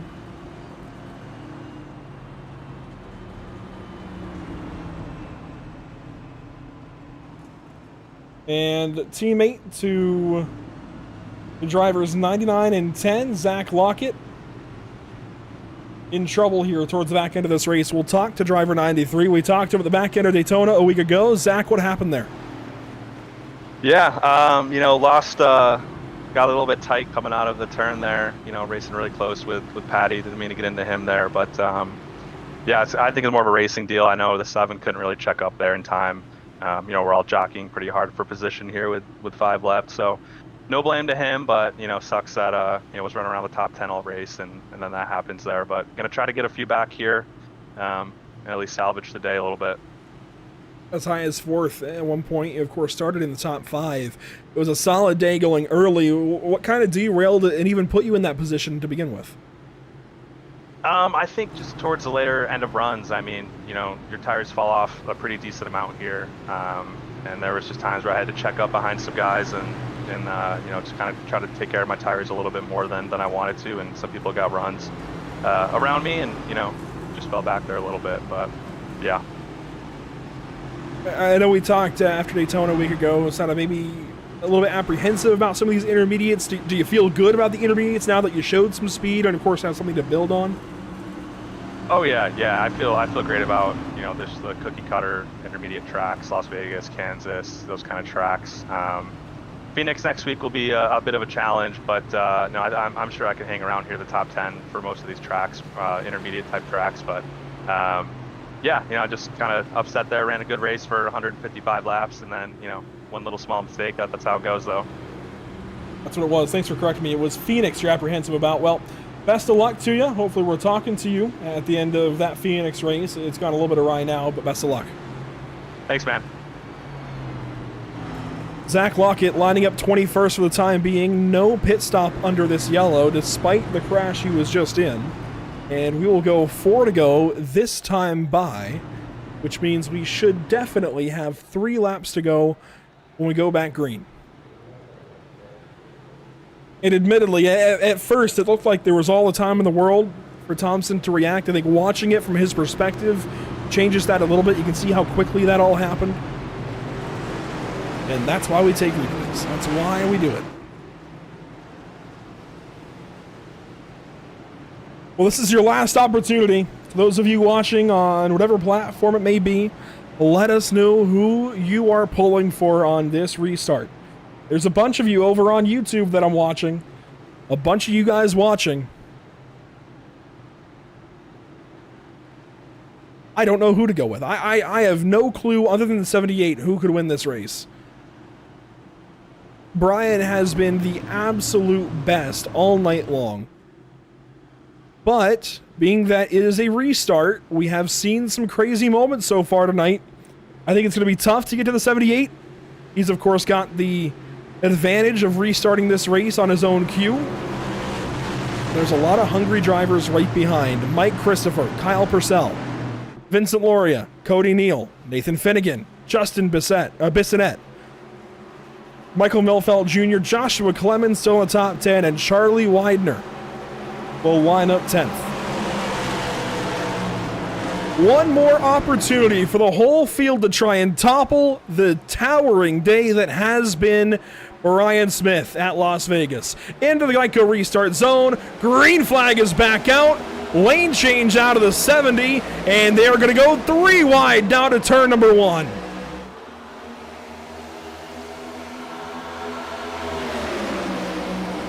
Loria off the top rope. He's going to take second place as they leave turn number 2.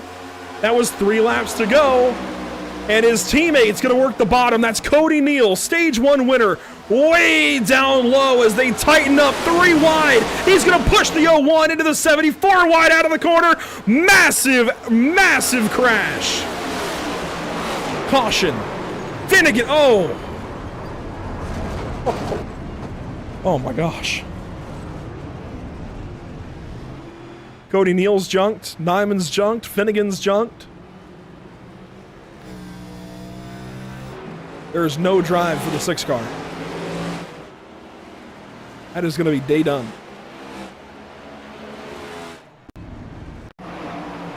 It all goes up in smoke. We're 4 wide for a moment here. Neal pushed the 01 into the 70, who just got loose, came down. Purcell hooked the 4. And Finnegan right here at the end, absolutely destroyed by the 51 of Daniel Nyman.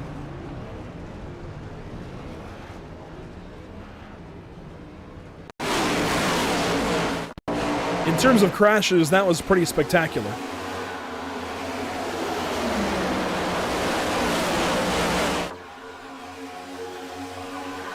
They're 3 wide there to turn 1 or turn 3. Such an opportunity for Cody. He just stayed in the throttle a little bit too long, pushed the 0-1 up the racetrack. That got Christopher in the wall. And they both go hard into the outside wall. Adam Ball gets a big piece, Cody Eldred. And the 70 of Christopher shot back across the racetrack. He was lucky not to be collected any further.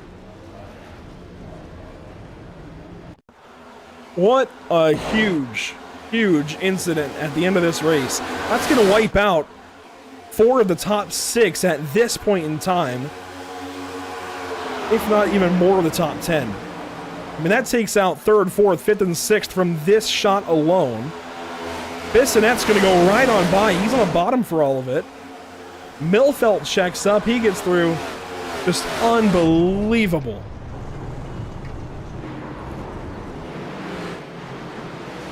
Eldred there is in it. We're right on board with driver number 6, Nathan Finnegan.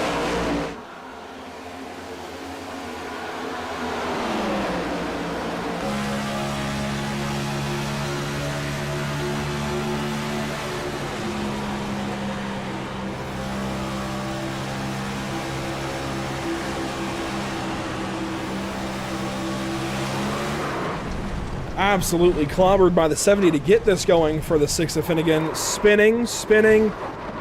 Wow.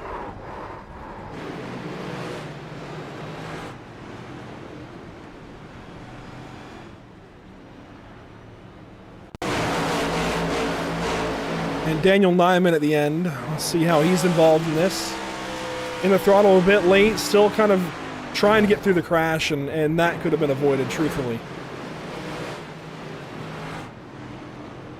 Well, let's go back another time, and let's dial up somebody who I think is going to have a pretty interesting, as you saw there, Nyman had a moment off the restart.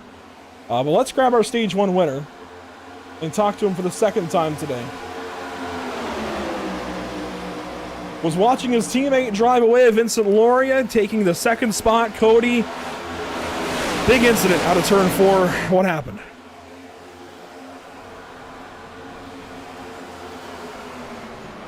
I don't think he's at his rig.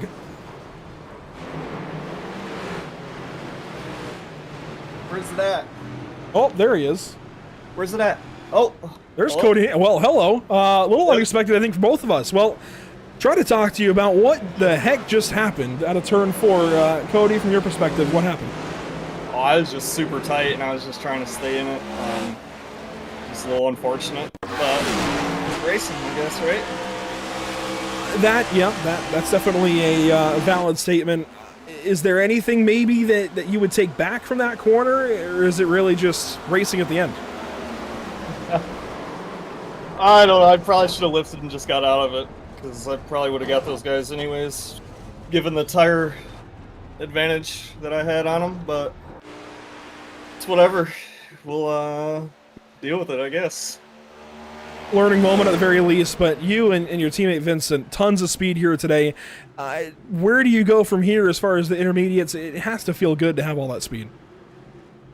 Yeah, I mean, we definitely got some work to do to be on pace with Brian, but you know, we feel pretty good.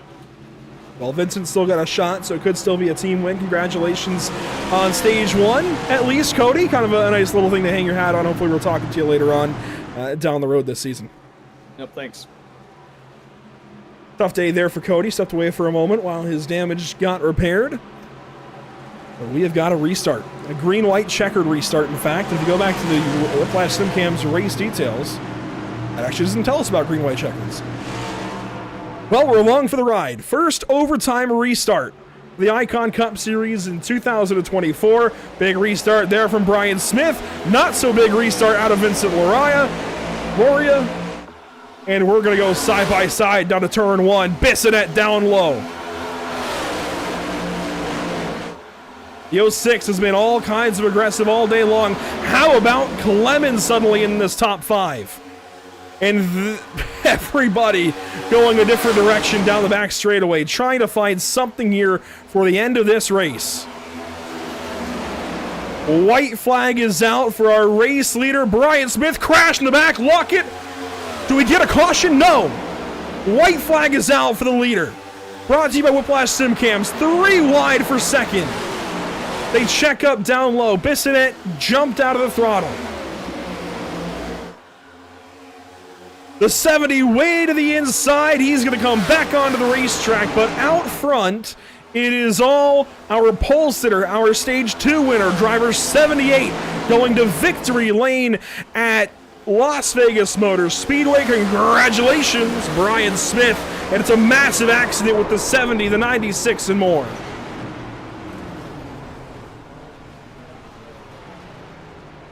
But there is your race winner. And the front row finishes just like they started. Brian Smith with the win. Vincent Loria second. Joshua Clemens, though, comes through for third. What a day for Brian Smith.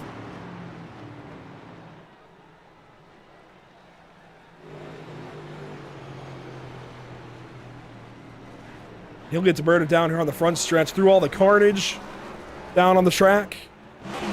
A job well done for driver 78. 130 laps led when it's all said and done out of 164.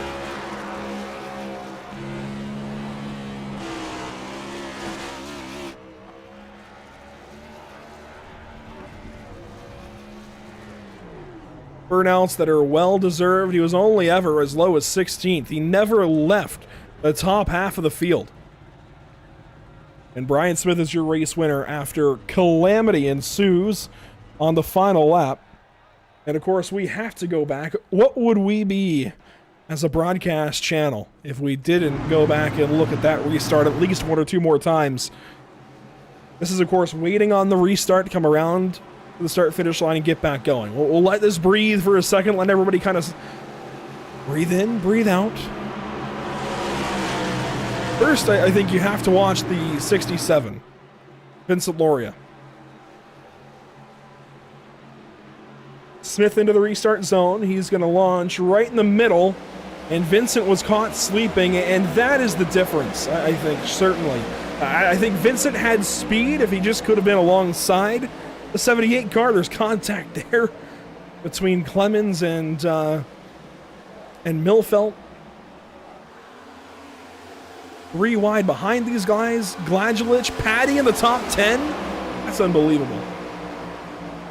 Clemens with this speed out of nowhere at the end. But here's the white flag. Big crash there with Lockett and Purcell. We'll look back at that in a moment. And the big line cross up into turn 1 is crazy there from the 06 and the 155, and that checks them up. But where does the 70 get all messed up? He just turned to left, I think, trying to miss Ryan Patty. Comes back on the racetrack in turn 3. He's right on the apron. Eldred outside. He's loose. Still loose, and comes up in front of Jennings. Almost hooks the 12, hooks himself. Jennings, Cody Neal gets a big hit across the line. He'll finish 17th. A couple of big hits after the fact. Of course, we saw Purcell in trouble in the 01 with Zach Lockett. Here's their incident coming to the white flag.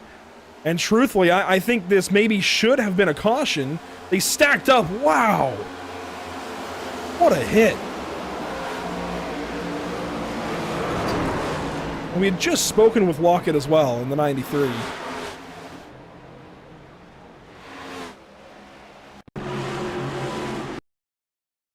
course, he was involved in that accident with the 7 of Cameron Thompson, who ends up finishing 10th. Here's the onboard with Zach Lockett from the restart.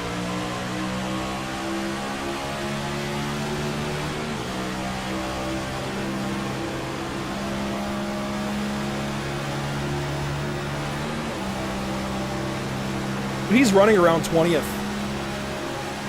Harper is going to end up sneaking through. He's going to finish 12th. Contact there with the 10 of Tuck down low. And they're going to start checking up. The 57 gets all kinds of checked up. Wow. That was a really, really big hit. 493.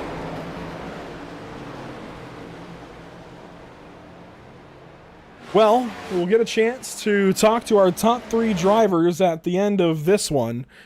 240 miles, and it all works out with Brian Smith, the pole sitter, taking the win this evening at Las Vegas Motor Speedway. Take a look here through your top 10 and the rest of the field. 130 laps led for car 78. Car 67, though, ends up recovering to second place. Joshua Clemens third. I think a big surprise, top 3 there. Bissonette hangs on to a solid 4th place, and Charlie Widener fires back through the top 10 to finish 5th. Michael Milfelt, his teammate, follows up a Daytona win with 6th place. That's honestly really, really solid there for Milfelt. Gunther, Gladjulich, Patty, and Thompson complete your top 10. Let's take a look at 10th through 20th. Eldred, Harper, Tuck, Taylor just hangs on there. Rakowski in 15th. Like Jennings, Cody Neal, they crashed across the line with Patinko and Christopher and everybody else, it seemed like. Anthony DeSeo comes across the line 21st, 11 seconds back of the field. Zach Lockett, well, he finished, not by much. Hanover Fist a lap down. Sean Purcell 2 laps down there in 24th spot. And then a whole bunch of drivers that either were way down at the end or maybe even didn't finish. I mean, Nathan Finnegan, I think the biggest black eye on this list, was up in the top 5 at the end. Finishes 29th, 5 laps down.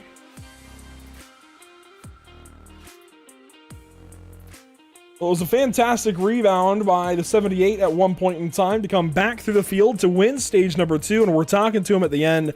Brian Smith capping off a hell of a race. 130 laps led over the course of 164 laps. You are the race 2 winner. How does that feel?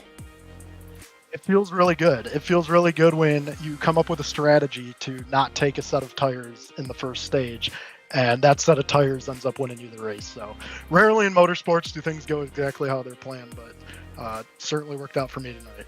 Admittedly, I was surprised there when you took your last set of tires. I thought, given the circumstances, maybe track position would be preferred. But clearly, I think that set of tires, like you said, won you the race. Do you think maybe you could have hung on if you didn't take those tires? I felt like a sitting duck. I felt like it was going to be one of those things where either I was going to pit and everyone was going to stay out, or I was going to stay out and everyone was going to pit. I will more often than not take the offense and put the tires on because I obviously knew I was really fast, and it worked out. I know a few guys didn't. I can't remember exactly who it was, so I'm not sure how that worked out for them, but they were hanging with me at least through the first restart there. I'm not sure where they finished. And this is a pretty important racetrack to get down early, especially consider we're coming back here in the playoffs. We now have an intermediate in the final 4 round, since that's now 3 races with Homestead, Martinsville, and Phoenix.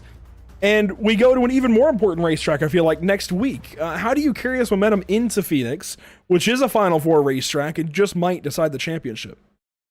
I love Phoenix. I love shifting. It's a very unique track. I like using the dog leg. It's certainly one of the tracks I would consider to be one of my better tracks. So it's nice to head into there with a win, and hopefully I can carry the momentum, be talking to you guys in Victory Lane again next week. Well, Brian, congratulations. 130 laps led out of 164. Nobody can say you aren't deserving. I think the most deserving win we might see the entire season. Congratulations. Hopefully we're talking to you a few more times this season. Awesome. Thanks, guys. I want to give a shout out to my uncle. He ran his first mile and a half in the next gen tonight and killed it. So Eric Smith did a great job tonight. Thanks to you guys for doing the broadcast, and I hope everybody else had a good time racing tonight. Absolutely. Glad to have Brian and Eric around. Eric making his first start on an intermediate racetrack with the series. Vincent Loria goes second place, and Vincent, what an up and down day. Is that fair to say from the get-go? Oh yeah, for sure. I don't know how close you were paying attention. At one point there, I went 2 laps down, so I was just happy to be on the lead lap near the end there, and ended up, a little bit of pit strategy, taking 2 tires got me to the front. Had a chance at it, but Brian was, he was on his stuff all night, so congrats to him. Seemed like you were reserved while you were able to stay on Brian's stuff in that first run, and then once you got sorted back out thanks to whatever happened in stage 1 and had to climb back through the field. Once you got back up, you got real aggressive. Would that maybe have been different had you stayed up front all race, or does that notch still have to get turned up when you get down to the last 40 or so laps? I mean, I think it's different. If you're sitting in, top 5, top 3, you can be a little bit more conservative, try to save some tire. But, back, you get around P15 or so. Not only is it harder because, the air is dirtier, but, you can potentially get involved in some wrecks and stuff. So I tried to make sure that when I had good tires and I was gripped up, that I was, using them to put myself in an advantageous position and then kind of tone it back from there and try to save. But, as soon as I started tasting the top 10 at the end there, and I really wanted to push for a podium. So, that was kind of a balls to the wall last 40 for me. And I think as a team, you guys did really well. You had Cody up there with you at one point until that crash at a turn 4. Anthony isn't terribly far off. How do you take this team momentum and roll on the rest of the season as we get into some more of these intermediates?